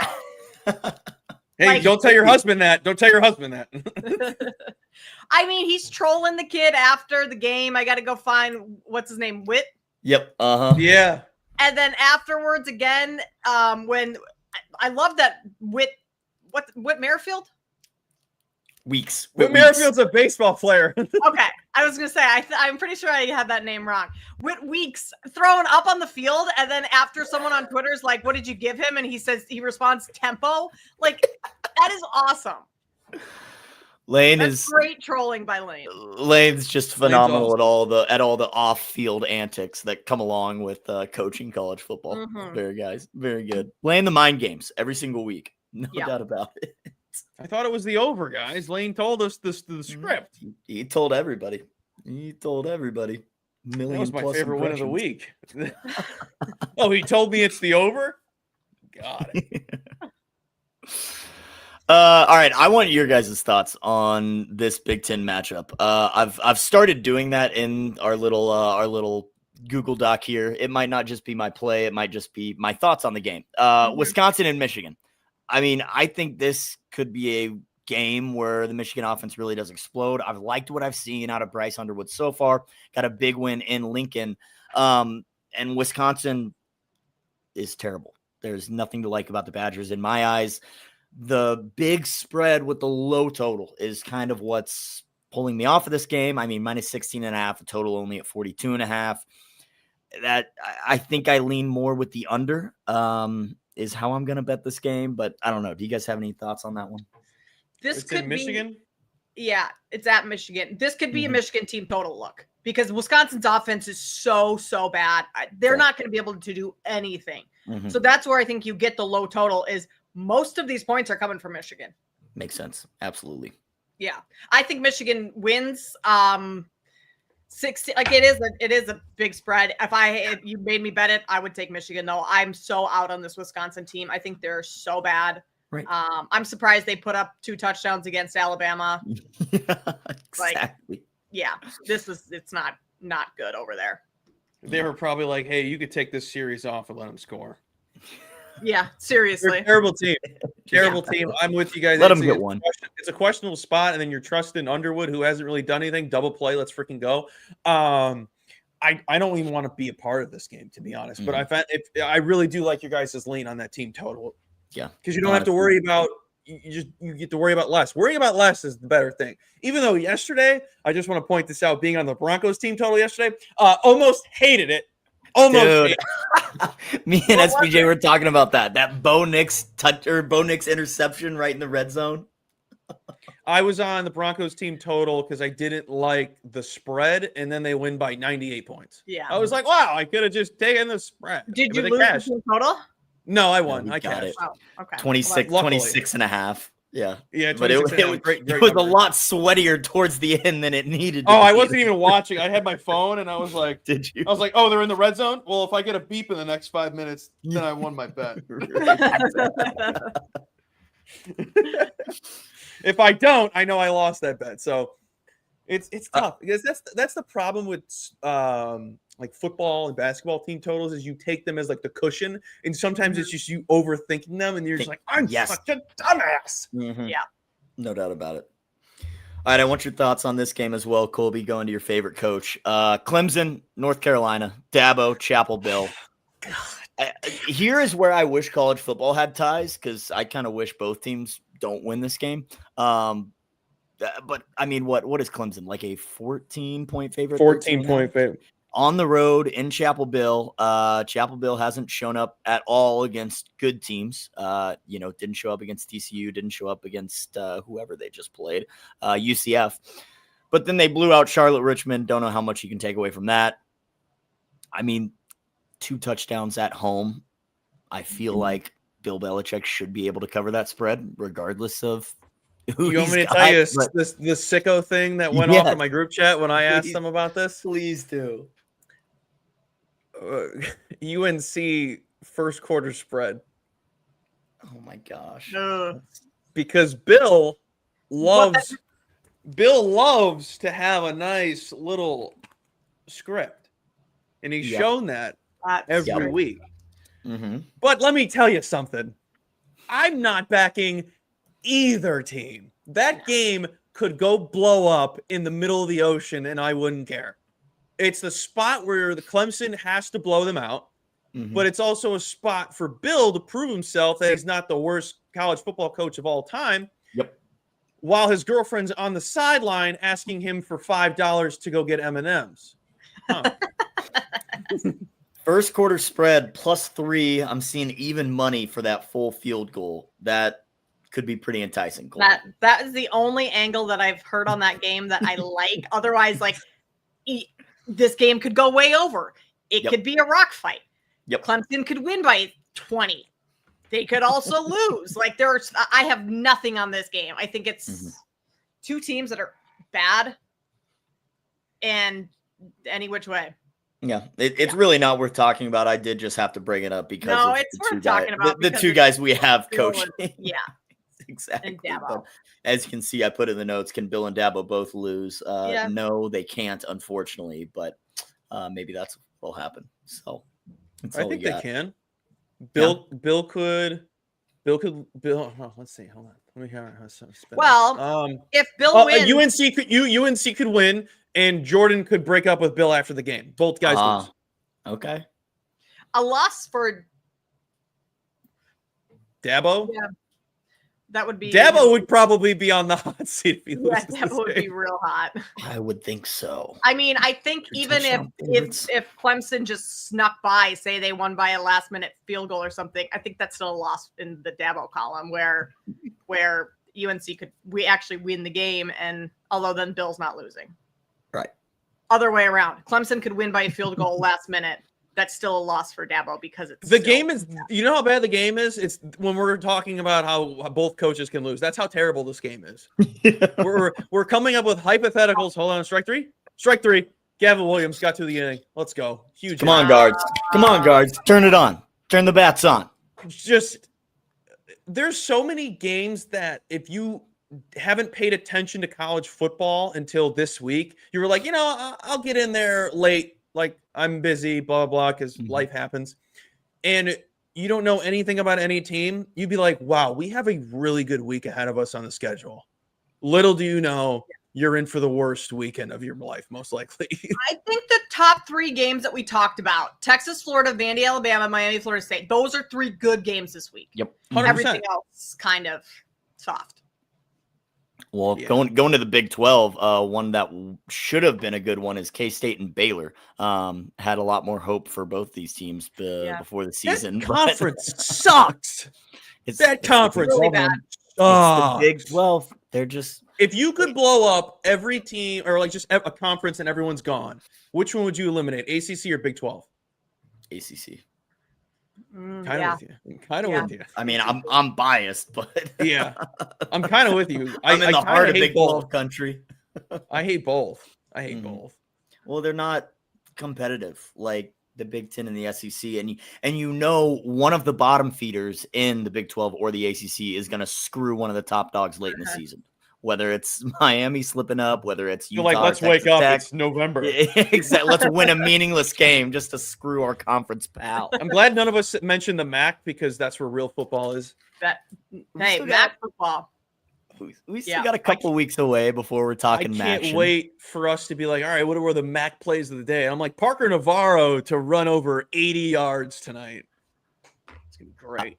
I will say we have Tuesday football in 2 weeks. October 14th, we actually have Tuesday football. It's CUSA. It's not Maction yet. I can get down with that. I still get CUSA still has quality football. Well, shout out to Maction for sharing the love, giving the CUSA some midweek football. So yeah, 2 weeks away. Some Jackson State guys to run over their yards. Western Kentucky, tops on top. Shags, your dad wants to hang out with you later. You gonna hang out with him? No, I got to take my boss to the airport. Thank you for the Papa Shags, if you can wait a couple hours, I'll be down. Little father-son action. You can call me Nate. Thanks for watching, Dad. You know I'm normally free. You know I'm normally in. Yeah, it's my middle name.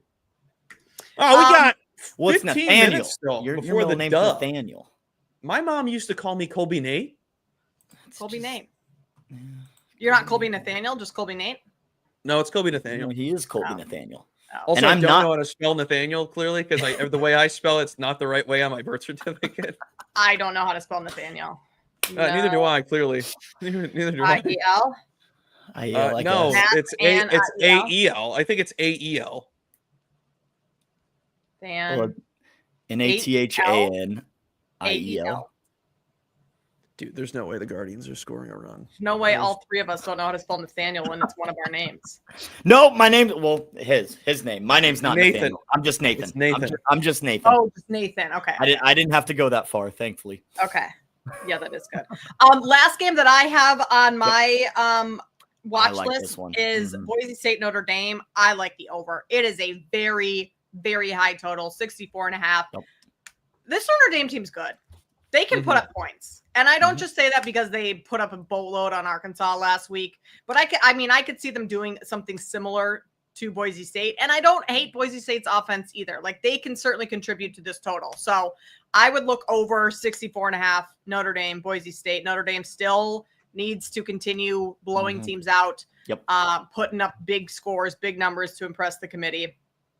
I say we go over.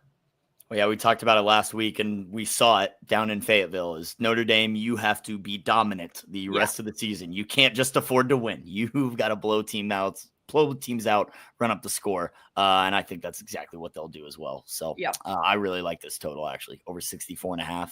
A lot of points, but we'll get there.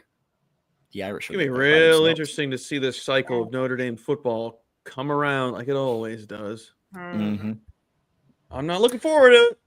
I'm not looking forward to the fraudulent November and then you get in the playoffs and then nobody wants to play Notre Dame. Hottest team in the country come November. Just watch for it.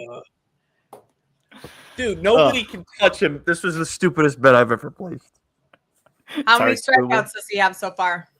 I don't know. He's just shoving today. It's still the third. It's still the third. Yeah. I'm getting upset over John Kenzie Noel striking out. He was batting 194. So, I mean, what am I? It was home run or bust for that kid. I do have one more to talk about. Actually, Friday night game, little player prop action. And listen up, people, because this is a 2-unit play for me. I don't do 2 units very often. Whoa, 2 units. I almost had 2 units on the Guardians to score a run. But historically speaking, to get the juice. We've done fairly good. What do you guys think of when you see a quarterback wearing the number 47? He's probably a stud. That's kind of what I'm thinking. That sounds like a football player to me. Bear Backmeyer, BYU quarterback. Time out. You should have said his name. Well, that too. I mean, Bear for starters, but true freshman, thrust into the spotlight late in the training camp. Jake Retzlaff was going to be this QB, violated team rules, shipped to Tulane. Now Bear Backmeyer, in charge. Over 31.5 rushing yards is the play. We talked about it last week of college props kind of only moving in one direction. Well, I got this one book, 31.5. The rest of the market, 37.5 right now. So already a little 6 yards of buffer. And I see this moving up because last week against Colorado, 15 carries, 498 yards. BYU's second string running back is still hurt. So I think there's more rushing yards to go with this team. And so far, the West Virginia defense is non-existent. They really can't stop anybody, especially mobile quarterbacks. Parker Navarro, Colby, your guy, 18 carries for 87 yards. He only took 2 sacks. Jalen Daniels of KU, 5 carries for 69 yards. He busted off a 28-yard rush, 0 sacks as well. And then Devin Dampier of Utah just had 11 carries for 33 yards and a touchdown. Again, 0 sacks. BYU, their offensive line is top 40 right now in QB sack percentage, only allowing 4 this season in total. Bear Bachmeier has cleared in both games where he was not sacked. I don't think West Virginia is going to have much success out in Utah on Friday night. So, Bear Bachmeier, quarterback, BYU. I do too. Over 31.5 rushing yards. You got a great number too. I'm looking, it's 37.5 right now. Yep. Uh-huh. Mm-hmm. And again, the name. I don't know how long this will be there. I will say it's the book that's the same amount of days in the year. That's where I found this number. I'll check and see if it's the same. I keep hearing more and more good things about that one right there. There is some discrepancies in the market over there, especially in the prop market. So attack. 2-unit play, people. Don't come around often. Take advantage. Go Bears. I like it. Rawr. Go Bears. Rawr. Go Bears. Go Bears. Go Cougars. They're getting the job done. Because I wanted to back BYU just because I've been unimpressed with West Virginia as a whole this season. But the 18.5, when they're a fairly aggressive rushing team, they don't air it out as much as they could. So the 18.5 scared me a little bit, but I really do like this guy. And, maybe it's a little get back for me because I actually backed BYU's running back against Colorado last week, and this guy had all the rushing yards. So I'm trying to get my money back, but we'll see what happens there. So I just want to say I live bet Jose Ramirez to get a walk in his next at bat because the price was so nice, and he's batting second this next coming inning. And I don't think Scooble's going to want to give him anything he can hit. So if they just walk him, literally, he's put back to back. I know this is baseball, but he's put on guys back to back innings and just has not mattered. So the guy could got on by the walk or a hit, and it has not mattered. So I think he'll probably walk Jose Ramirez. I only have those 3 plays of Cincinnati, Louisville, and Purdue. We have 7 or 6 minutes, Shags. I don't know if you were feeling maybe since Kate's here and she likes trivia. We can definitely pull that up. Let me answer. Papa Shags. Yeah, I know. Good question. Well, the answer is no, it wouldn't be, but that book does not respect my action because the number's down to 29.5. So it's what book is this? The days in the year. The days in the year. The number went down. The number went down 2 yards. I'm looking at 29.5 right now for -115. I booked 31.5 an hour ago. Wow. So they don't respect my action. I will tell you, I'm not the biggest unit better. I'm not throwing around whales, but it was still 2 of my units. They didn't care. I'm going to join you. I am 20. Yeah. 29.5 right now on the days in the year book. And again, you guys were shekels on that. You guys were staring at 37.5 elsewhere. I'm sure once more books. That book always has the best damn number. Yes. Every single time. I don't even have that book yet, so I'm getting a nice little sign-up bonus. Yeah. Oh, Kate. Bonus bets. Wow. On it. Come on, Bear. All right, you guys book that. I'll pull up trivia. Because we've got 5 minutes before we're talking the WNBA with Kate and SBJ. 29.5. Yeah, dude, they didn't. They said, Shaggy, you're going to give us that? All right, we'll give everybody else a better number. They said, here's your 2 units. Yeah, exactly. All right, Gotta I'm locked in love it. for a unit.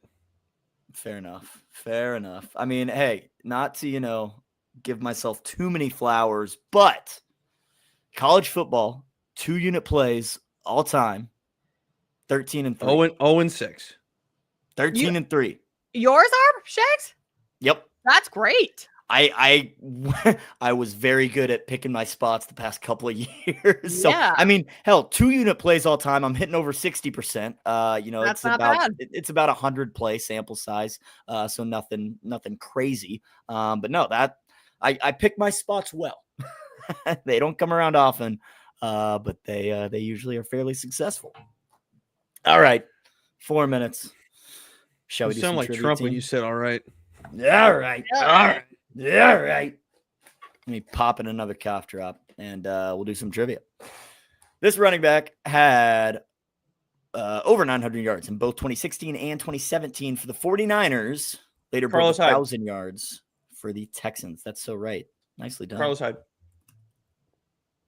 Former I like Ohio that. State Buckeye. Known for his three-point shooting and shot blocking, 6'10" Clifford Robinson won 6th Man of the Year and was an all-star while playing for this Western Conference team. Clifford From Robinson's a good name. 89 to 97. Ooh. Pad? Anybody? Badge. Hello? NBA guy, Hello? Clifford Robinson. Hello? Let's go. Guardians got out of it. Let's move. Blazers or Blazers. Sonics? Blazers. You ball me, Blazer. Love it. Since 2000, 2 countries have won the World Cup final without needing extra time or penalties. France and this country. Since 2000. Italy? I think that was Italy. In 2006, actually. Because that was the Zidane Zidane headbutt. Ah! Spain. It was Spain. You're so right. Come on, Nate. Just think about that for a little bit. Later adapted into a 97 Jodie Foster film, scientist Carl Sagan wrote this 1985 sci-fi novel about a woman who discovers evidence of alien life. Jodie Foster. E.T. Alien? Is it? No. I have no 97. idea. E.T. even was know in the 80s. 97? Padge is saying alien. Sigourney Weaver? Do it. Yeah, it's okay. Ooh.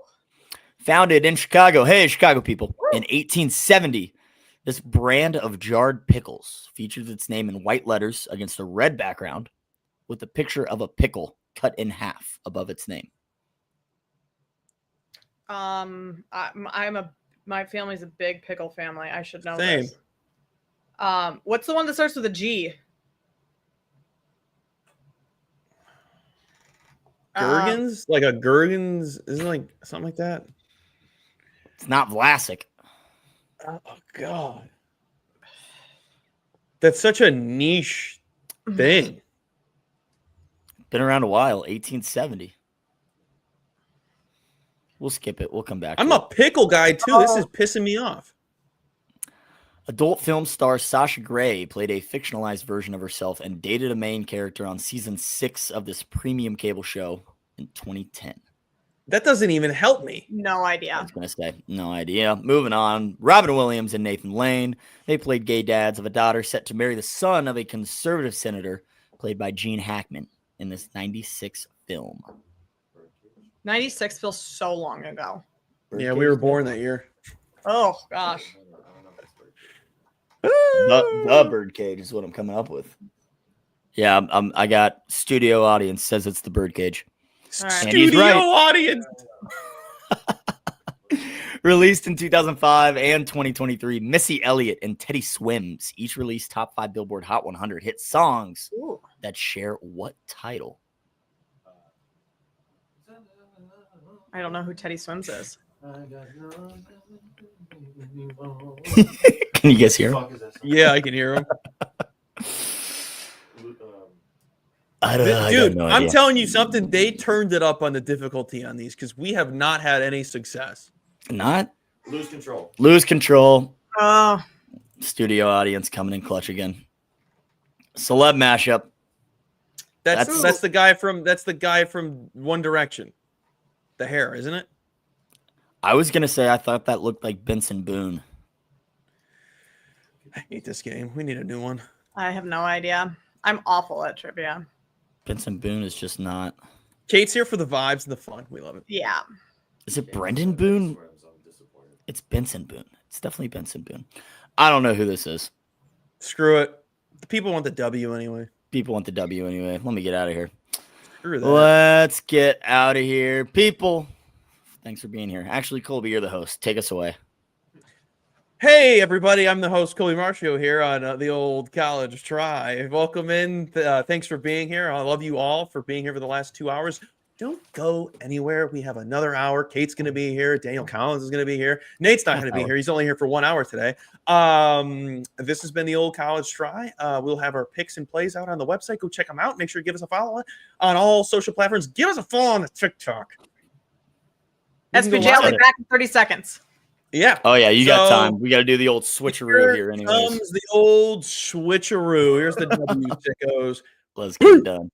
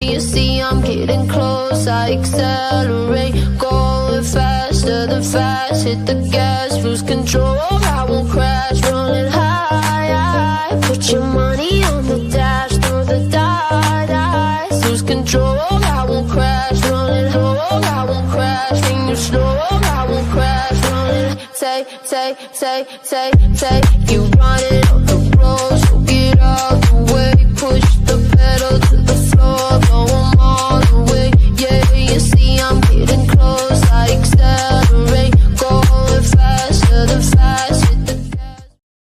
Welcome to hour number 3 right here on the Betting News Network. This is the W. That is Miss Kate Constable you've been hanging out with over the last hour. My name is Sweatpan Jesus. Stoked to have you guys here to talk all about Game 5 tonight in the WNBA semifinals between the Indiana Fever and the Las Vegas Aces. Excited to have you guys with us on the channel. Kate, hi. How you doing?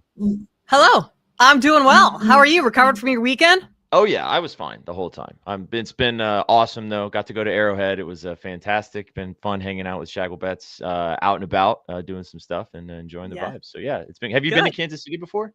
I have. I went to a Royals game once. So not Arrowhead, but those stadiums are right next to each other, right? So we did tailgating before the game in the parking lots over there. Kansas City's a cool spot. Yeah, I've been there a couple times, but that's the only game I've ever been to when I'm there. Nice. Let's go. Yeah, it's my first time in Kansas City. Obviously, I saw the Royal Stadium, got to go to Arrowhead. We were on the 4th row. I'm going to be posting a couple more videos about it. Damn, that's nice. Oh, yeah. Oh, they got the hookup. And we tailgated before. I got to hang out with Shaggy's parents and his wife, obviously a bunch of friends. Yeah, it was a good time. It was a good time for sure. You have good barbecue? Yes, I had good barbecue. I had good wings. I had a good, really tasty pizza. I had a lot of really good food. I am as full as a tick heading home today. So actually, I'm getting off the show today and flying home. So it's my last day right here in the Shaggy Bets household. But I'm excited to be back. Fun talking the dub with you today. Thanks for adjusting the time. Chat, thanks for tuning in at a separate time today. Obviously, got the content out early. Baseball is rocking and rolling right now. You guys have been talking college football the last hour, and now we're going to talk about the singular game tonight. But Kate, I know you've been on the show the last hour. But there has been ginormous breaking news in the WNBA over the last 45 minutes. I saw a tweet come through about Nafisa Collier's exit interview, and I haven't been able to watch it yet. Is that part of the news? That is the news. Okay. I posted the entire one on the timeline. Obviously, we don't have time. We're not going to sit here and play the 4 minutes for you guys, but I'll give you the recaps. This is kind of the breakaway. This was Nafisa Collier's interview as she is exit interview as obviously the Minnesota Lynx are out of the playoffs as they lost to the Phoenix Mercury. Collier said Kathy Engelbert told her only losers complain about the refs. Collier said Engelbert. This was an interview that Kathy had with a sit down with that Nafisa Collier had with Kathy Engelbert while she was at Unrivaled last year before the start of the season. She also has apparently video or recording of this entire thing, and she's about to drop some bombs, man. Wow. Collier said Engelbert told her that Caitlin Clark should be grateful for the WNBA because the league is responsible for her sponsorship deals. Collier also said she tore a couple ligaments in her ankle during the Game 3 finals or the Game 3 game against the Phoenix Mercury. Quote, "We go to battle every day to protect the shield for a league that doesn't value us," end quote. There's a lot of other stuff. It's 4 minutes. It's red, so you can tell that she prepared. Yeah. And you can't. She didn't mince words, Kate. She was to the point. And as you know, I posted the video because this could be a transformative moment for the WNBA's future as a whole. Right now, as they're talking about the CBA and the deals and stuff, but as a whole, as the league moves forward, because this is like, for all you NBA people out there, if you're not super duper deep in the dub, this is like if LeBron James came out and just called out Adam Silver for a bunch of bullshit that he did behind the scenes. Yeah. This is kind of the gravity of this. So I know I just dropped a lot on you because you were kind of live while this was going on. I feel a TikTok coming over on the good old betting news. Yeah. After the show. Some thoughts. That is wild. Like for a commissioner to say these things, and it almost like for Nafisa Collier to, I'm sure in that interview, she was like, "This is wild that you're saying these things. I'm going to remember this." Like, and then at the end of the season, if this happened in Unrivaled, like she made note of all of those things and was probably kind of like paying attention to them throughout the season. All of a sudden she gets injured on a play like that. The season for Minnesota is basically over then because their coach reacts how she did. And I don't necessarily blame Cheryl Reeve for reacting that way. No. I don't think the NBA would have suspended a coach like that. Like, not in this situation. Not in this situation, right? And it suspends Cheryl Reeve, fines the 2 assistant coaches. Nafisa's out for the series. And then to say that Caitlin Clark should be grateful for the WNBA should be grateful for Caitlin Clark. Caitlin Clark got offered like what, 14 mil to go play in the Big 3, or was it Ice Cube, whatever the league that is. Yeah. Caitlin Clark would be just fine regardless. She could go overseas and play and just be a global icon. Like, Caitlin Clark does not need the WNBA. The WNBA needs Caitlin Clark. Because again, I looked into it further, and my mouth was agape listening to and watching this. Like, it's incredible. And you've got the people on the timeline that are just saying, "Oh, they should be grateful for the money. They should go play overseas." Respectfully, you guys are all bozos. Just get the fuck out of here with that. The full quote is Nafisa Collier said that we have players in the league. She didn't include herself in this conversation.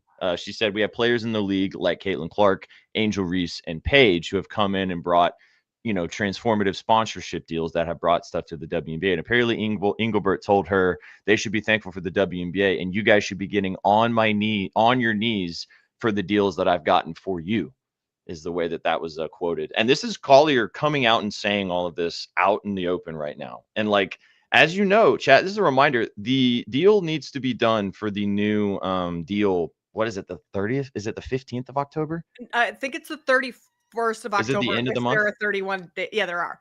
It's the end of the month. That's not getting done. They're not playing a season next year. Not with this stuff. There is no way in hell that they're playing next year. I think we're going to a lockout. Yeah. I think that it sucks because we're about to talk about this game tonight. We're going to get you guys hyped up to get ready for the finals. This might be the last WNBA you see until 2027. I don't feel like unless all the other players disagree, and to go back to the Cheryl Reeve point, she obviously exploded, and a lot of the things that she did, she probably retroactively regrets, or maybe she doesn't. I don't know, but this felt like a moment of a pot that was so ready to boil over that has been simmering. And I mean, anybody in relationships, regardless of the relationship, I'm sure you know this, and everybody knows this, that the thing that ends up blowing up is not the actual thing that was the problem. It's usually a series of things that happens leading up to that particular point, right? And like, sounds like this has been a festering wound since the Collier had these conversations, probably before this, maybe years ago. Going back to the finals last year when the Lynx felt like they got cited, and Kathy Engelbert wearing the New York skyline dress. What was that? What game of the finals was that? Was that game 3, I think, 7? 4. Yeah, it could have been the end. Could have been the very end. I can't remember. I think it was a game in New York, but like, you're the commissioner of the league and you're essentially siding with one team you have to have some sort, like, who's the PR person behind that? Like, who's Kathy Engelbert's stylist? She's not picking out her own outfits. No. Everything's calculated. I bet you that goes back to this. And Nafisa Collier saw that, and then the way that series ended last year, gets to interview or talk to Kathy Engelbert in the offseason and is like, all right, you said all these things. That's going to come back to bite you. And Nafisa Collier also is one of the more respected players in the league. I've not heard anyone say negative things about Nafisa Collier. Sure, maybe you get into it on the court. That's competition. That's the heat of the battle. But like, off the court, she does everything pretty right, and she has the respect of her peers. So like, I bet you people jump on Collier's train with this one. This was a huge statement. Yeah. By you and I agree, top 2-3 player in the league, maybe best, depending when she's on her game. Like, this is a massive moment for this league. And as you said, which I think is totally true, I don't think they're playing next year, which sucks as a fan of the league. And I know that you are too. And like, we were excited about the growth and the development, but like, this don't feel like, unless they're just going to kick her to the curb and like the other players are just going to try to bite their tongue. But I think as soon as you open this can of worms, you can't go back. And it seems like this was the transformative moment of like, we're not going to stand for this anymore. We've been in negotiations. We've been dealing with all this shit, and all this other stuff is now at the table. And it's like, all right, this is it. We're drawing the line in the sand here. And like, there is no going back now. And it sounds like, what I thought was actual negotiations going on between the two sides for the CBA and like wanting to come to the table with an agreement and trying to work with each other. It doesn't sound like the league has been trying to work with the players at all, which is why they are so frustrated. And now a lot of that kind of makes sense, because I'm sure behind the scenes, they've been the Caitlin Clark comment is wild to me. Oh, I know. As a fan of Caitlin, we both like Caitlin. I mean, I know that she gets a lot of weird slack for some reason. I've never really understood all of that, but people are weird anyway. But you can't deny, the number, you can argue with people. Men lie, women lie, numbers do not lie. No, they never lie. They are what they are. And you can say, no one watches the WNBA. I got a fucking newsflash for you. People are watching the WNBA. The numbers speak for themselves.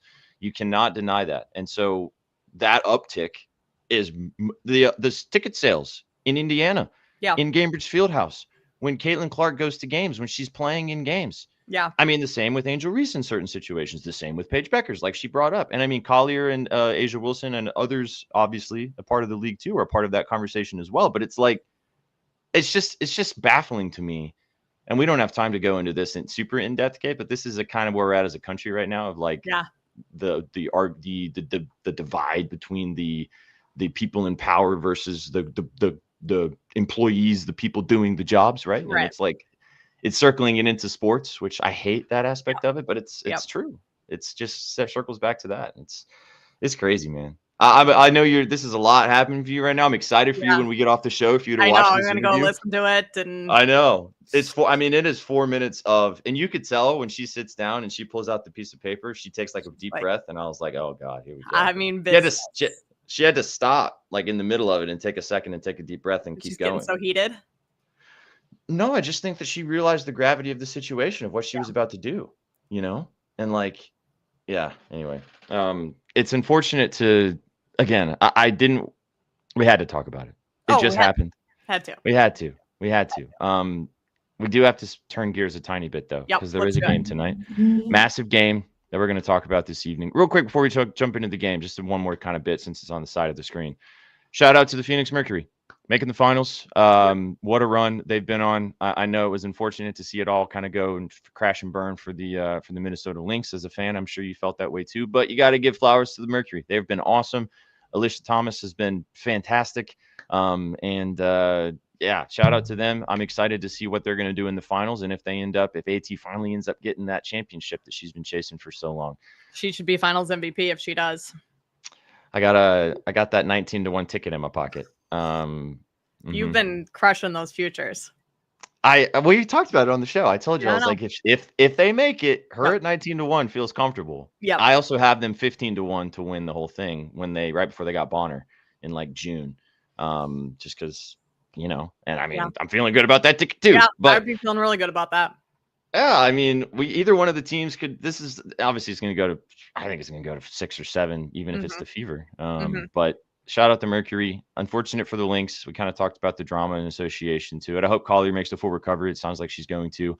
Yeah. But who knows? Maybe it's not going to matter for next year anyway. We'll find out. Yeah. Any thoughts? Anything else about the? We haven't talked about it since a week, and a lot's happened in the last week. No, I mean the Mercury are just a complete team. They're a very good basketball team. They play well together. When you have someone like Alyssa Thomas leading the charge, who kind of does a little bit of everything, they're a very dangerous team. They can defend right now really well. So, I mean, they're my pick to win the finals, regardless of who comes out of Aces Fever. They're the betting favorite, technically. Yeah. I think we were minus 115, minus 120 when I was digging around a couple days ago. And I mean, this series going to 5 games makes it even more enticing to want to take the more rested team. Yep. So yeah, this is also a good bet. That was the one that we kind of talked about that a while back. Yeah. Yeah. You were all over that one. I know. Pisses me off. Like just picking myself. I get on here and I say it was 27-1 when we talked about it. I'm like, that's a great bet. Great bet. I never Wonderful bet. This is these are the cups of coffee that you'll just never miss. I know. You just miss them I know. so much, So it's all right. Lesson learned. But hey, hell of a call. At least you get the video moment of it. Yeah, there you go.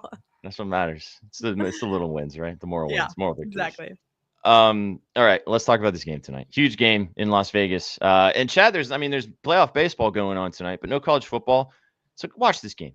It's going to be an incredible basketball game between two teams that have been fighting really hard this entire series between these two squads. 7.5 points is the line as we're looking at right now. I want to say, Kate, do you know the opening line on this? I saw 9.5. So was it any higher than that, or did it touch the 10, or did it? I don't know if it touched the 10. I've seen it get back up to as high as 8.5 some places right now. Yep.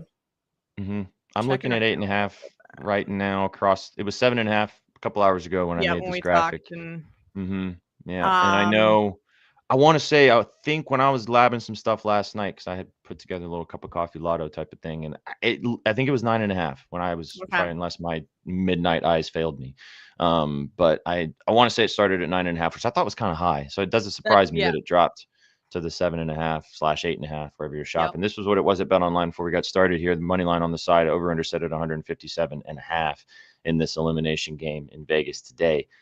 We're going to talk about a lot of props. It's one game. So, I mean, we all chat. Here's this news flash for you. We both have 4 bets in both of these games. We're about to give you guys 8 plays in one game, but it's, it's an elimination game. Both of these teams have been playing each other really well, all 4 games. What's your kind of overall look at this game before we kind of jump into sides and props that we're looking at? What are you thinking? I always tend to think that elimination games are lower scoring because the defense ramps up. The only thing is both these teams can shoot the ball pretty well. If they get hot, that could be ruined pretty quickly. I think this spread is a lot based on how the Fever have played the Mercury all season long. I understand home court advantage, but I mean, the Fever won in Vegas already once in this series, if I'm not mistaken. Yeah, game 1. Yeah. And so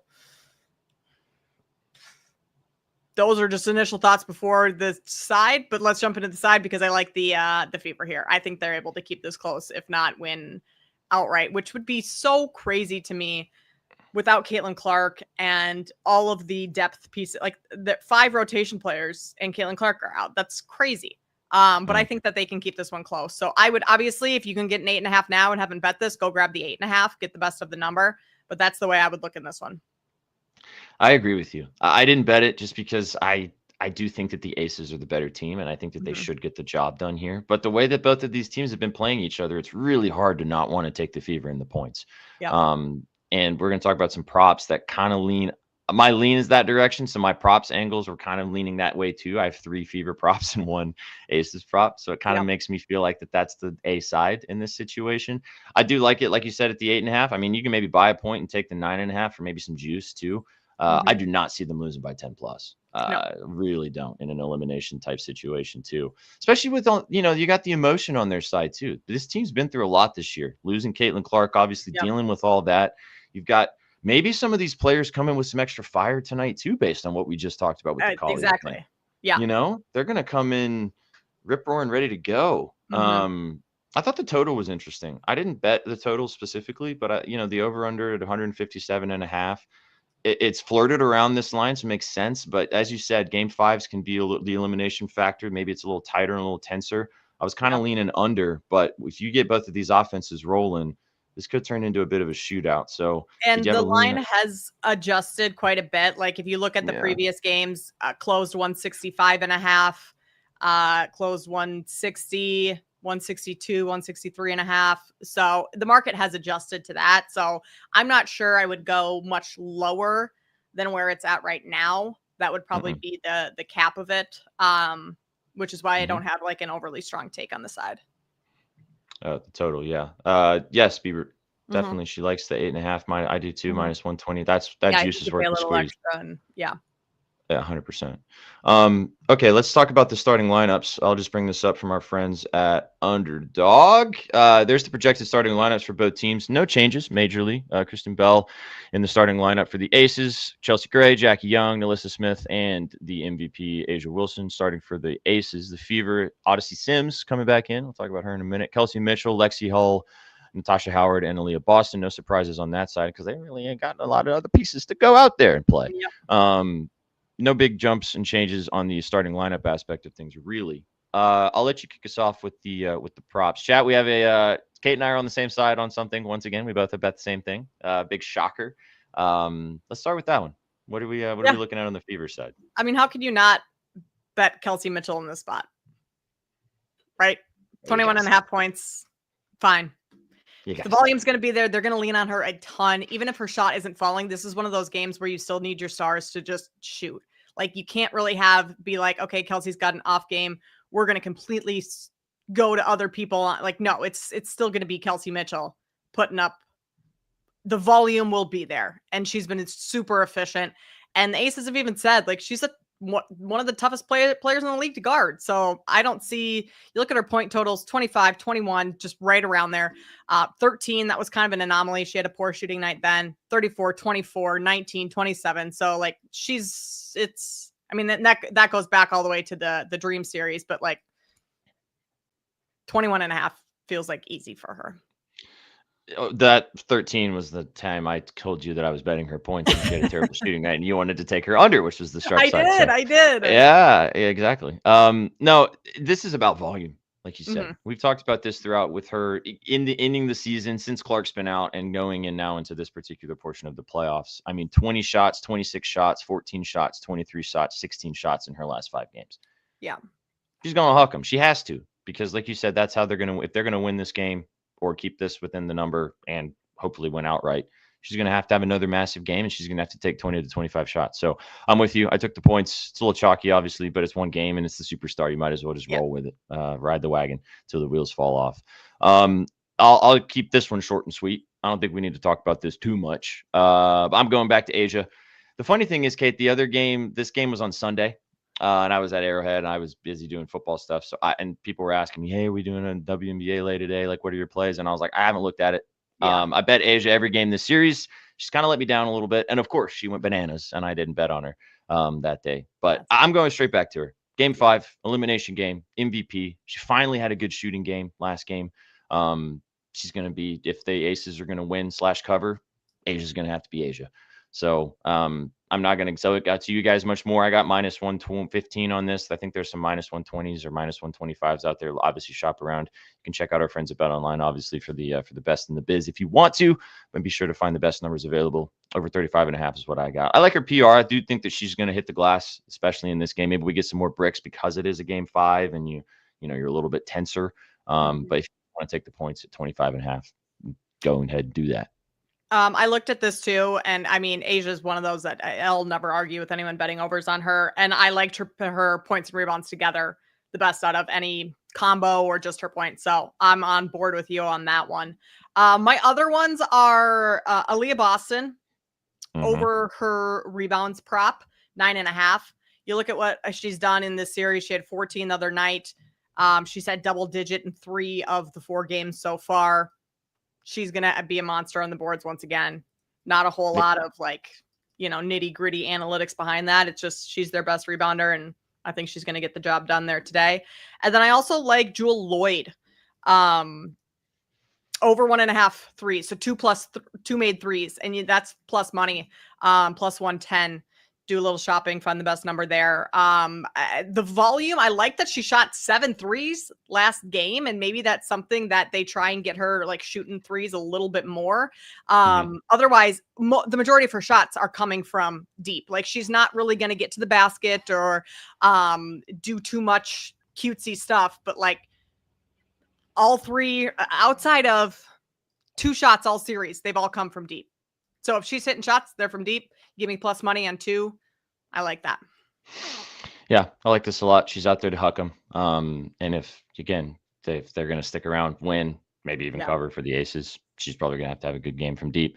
Going back to Boston, I love this rebounding play. It was a little too juiced for me when I was going to lock it in. I think it was minus 135 when I was kind of shopping around, which is a tiny bit too juicy from too much juice for the squeeze for me. So I went with the RA. I got 13.5. I did get minus 120 on that line. It's the same logic you were just talking about with the rebounds. She had 13 boards last game. 14. Right. So she hit this in rebounds last game, but she's been a good facilitator. Kind of talked about the way that they're utilizing her. That's how it's been going on in this particular series. She's also hit this in 4 of her last 5 games. Either way you want to take her. I think the RA, PRA. I like the PRA too. I know she had a huge game scoring last game. There hasn't been a big thing for her this series specifically. But last game, the lid came off the rim a little bit for her. Maybe in a big game, big spot, maybe she makes some additional buckets. But I think the boards or the RA is probably the way to go with Boston. I have one more, and this one's a little bit. This one's boom or bust. There's been a lot of booms for Miss Sims, and there's always the narrative in association with her, with how much she played for this team, etc. I'm taking her PA over 13.5 for Odyssey Sims. I mean, she absolutely crushed this line in her last game with just points, 18 points. She's hit this in 3 of the 4 games in this series. She had a 2.2 assist performance, so she didn't even get close to sniffing this line. But the other one soared, 18 points, 17 points. She hit this with just points.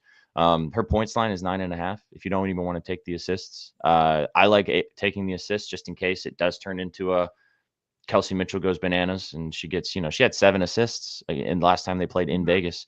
So, I just think that she's going to come out shooting. Not a lot of shot volume in comparison, like we talked about with Mitchell, but she still has, she still has taken 13, 12, 7, and 9 shots in the 4 games of this series. So, enough volume to kind of speak for something. Elimination game, former team narrative, blah, blah, blah, all that stuff. Yep. Yeah, I like this. I like this as if you're looking for like a ladder sprinkle, chat, 15 plus is like plus 350. She's had that in 3 of the 4 games of this series. Yeah. So, if you think that she can, she's been good. She's been, I would say Kelsey Mitchell's been fantastic. Boston's been great. Hall has been really good too. But if you want to pick a person that I think would maybe be the reason they've gotten to where they're at right now after Sophie Cunningham went down and what's the other guard that went down too? Sydney Colson. Colson, yeah. Those when they brought Sims in, she kind of injected some energy into that lineup, kind of filled the void of Kelsey Mitchell not having to be the primary ball handler, and got him to the point where they're at now. So yeah, so those are the ones I have. That's it. That's all we got for this game. Again, Kate is on the +5. It's +7.5 for the Fever. If you want to shop around and get the 8.5, feel free to do so for some juice. Yeah, Let's run through everything we have one more time. Yep. We'll cook a little SGP for this game, and then we're going to cut the show short, guys. I got to get on a flight, and obviously this is only one game, so we could probably sit and talk more about this game and the league and all that stuff too. But it's one game. Let's just go out there and enjoy the game. Short and sweet. Short and sweet, to the point. Go ahead, Kate. Rattle through your plays. Yeah, I'm going to take Fever plus 7.5. Again, if you can get an 8.5 out there right now, I would go do that. I like Jewel Lloyd 2+3s tonight. See her hitting from deep. Aaliyah Boston over her rebounds 9.5, and Kelsey Mitchell over 21.5 points tonight. Love it. I'm on this Kelsey Mitchell play as well. I'm taking Boston just a little bit differently for the RA, whichever way you want to go it. I do like the rebounds with Kate though. Asia Wilson, nice and chalky, over 35.5 points and rebounds. You can take the points if you'd rather. And then Odyssey Sims over 13.5 PA. Can take the points for her too at 10 if you want to take a little bit of juice, but I like the assist roped in there as well. Should be a good game tonight. It's gonna be a fun one. Baseball's on, obviously. There's lots of playoff baseball happening, but if you're not watching that, tune into some W action, some elimination stuff. All right, how do you want to do this? I don't have any money on the Fever.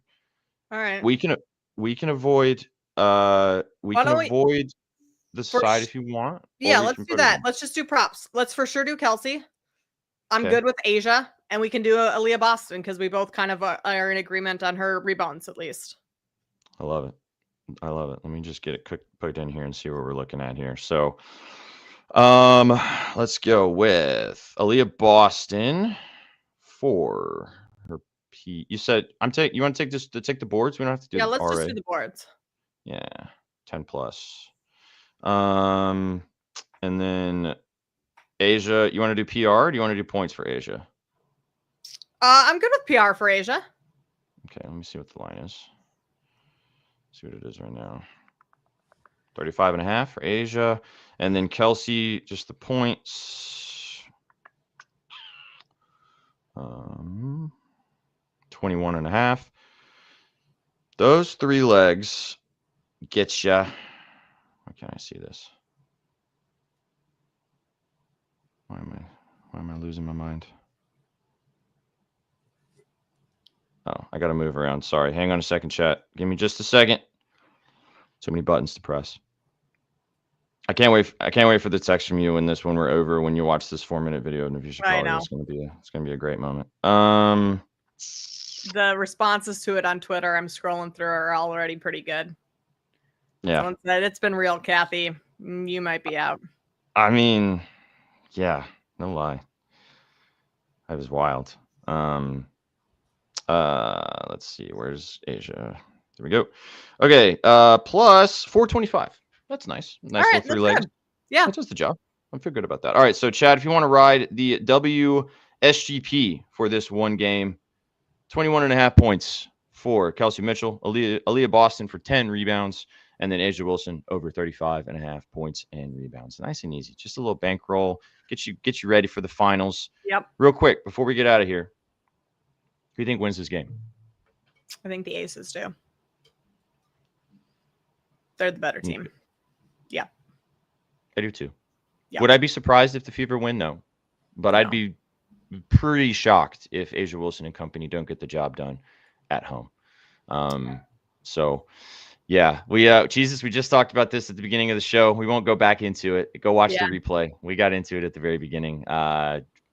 Long story short, Afisha Collier's goated. Can't wait to see what happens. Hopefully we have a WNBA next year. Kate doesn't think so. I don't think so. I don't think so. Yeah, we'll see what happens. Happens. I like that. I looked at that. Over 16.5. I think Chelsea Gray is number 2 to Asia tonight in terms of scoring. Her assists too. She's had some good numbers there. Yeah, I like her assist a lot. Yeah. I looked at the 5.5. It was a little juicy for me to take individually. Also, Jackie Young's been great too. The PRA was something I gandered at too. Have some fun out there, chat. There's a lot of props in this game. There's been a lot of games that have kind of turned into kind of prop galore. So we don't have time to go into the rest of stuff, but you guys looked at a lot of things. You can also read some scribbles from this game from Eddie Griffin, not the comedian, our Eddie Griffin at bettingnews.com.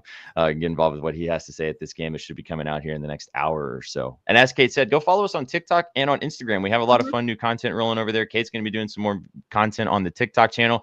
Unfortunately, Chris finished last with the least amount of points for week 3 in a row. So he graced me this morning with his funny video recapping his fantasy performance. Lucky you haven't had to do that yet. Just be happy you haven't had to do that. Yeah. But go follow us on all the platforms. We appreciate you guys. Go follow Miss Kate Constable at Kate Constable. Nice and easy. Go follow me at Sweatpants Jesus. Go follow all of us at Your Betting News. Thanks for sticking around for the last 2.5 hours. Kate, you got anything fun planned for the rest of the week? No, nothing. Nice. Just a solid week ahead. Nothing crazy. Hell yeah. Yeah. Well, you guys will be live with Kate tomorrow with Kate and Colby as you jump into Kate's prop shop, getting you guys ready to rock and roll into the NFL. Any sneak peeks we can get for tomorrow before we sign off? Nothing yet. We are just scanning the board. Coming up after this show here is when we are starting our deep dive. So it'll all be a surprise tomorrow. I love it. Love a good surprise. You guys open the doors to Kate's prop shop and you're filled with surprises. We love to see it. Always. The guys will be live for up your units tomorrow, and then Kate will be following them directly after that to get you guys the moves for all your props for the weekend. We appreciate you guys so much for watching us right here on YouTube, on Twitch, or on X. You guys came for the winners and you stayed for the vibes. Enjoy the Game 5 tonight. We'll be back talking about the NBA or the WNBA finals. Can you believe we'll be talking about Game 3 by the time we get to next Tuesday? It's crazy. Nuts. Yeah. It's nuts. Insane. Gone by too fast. Kate, I know. Pleasure. Have a great rest of your day. Chat. Have a fan. Thank you very much. Have a great rest of your Tuesday, chat. We'll catch you on the next one. Have a great Tuesday. Enjoy the game. Peace. What you know about rolling down in the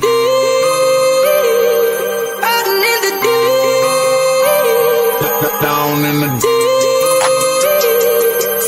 now I know y'all be loving this shit right here.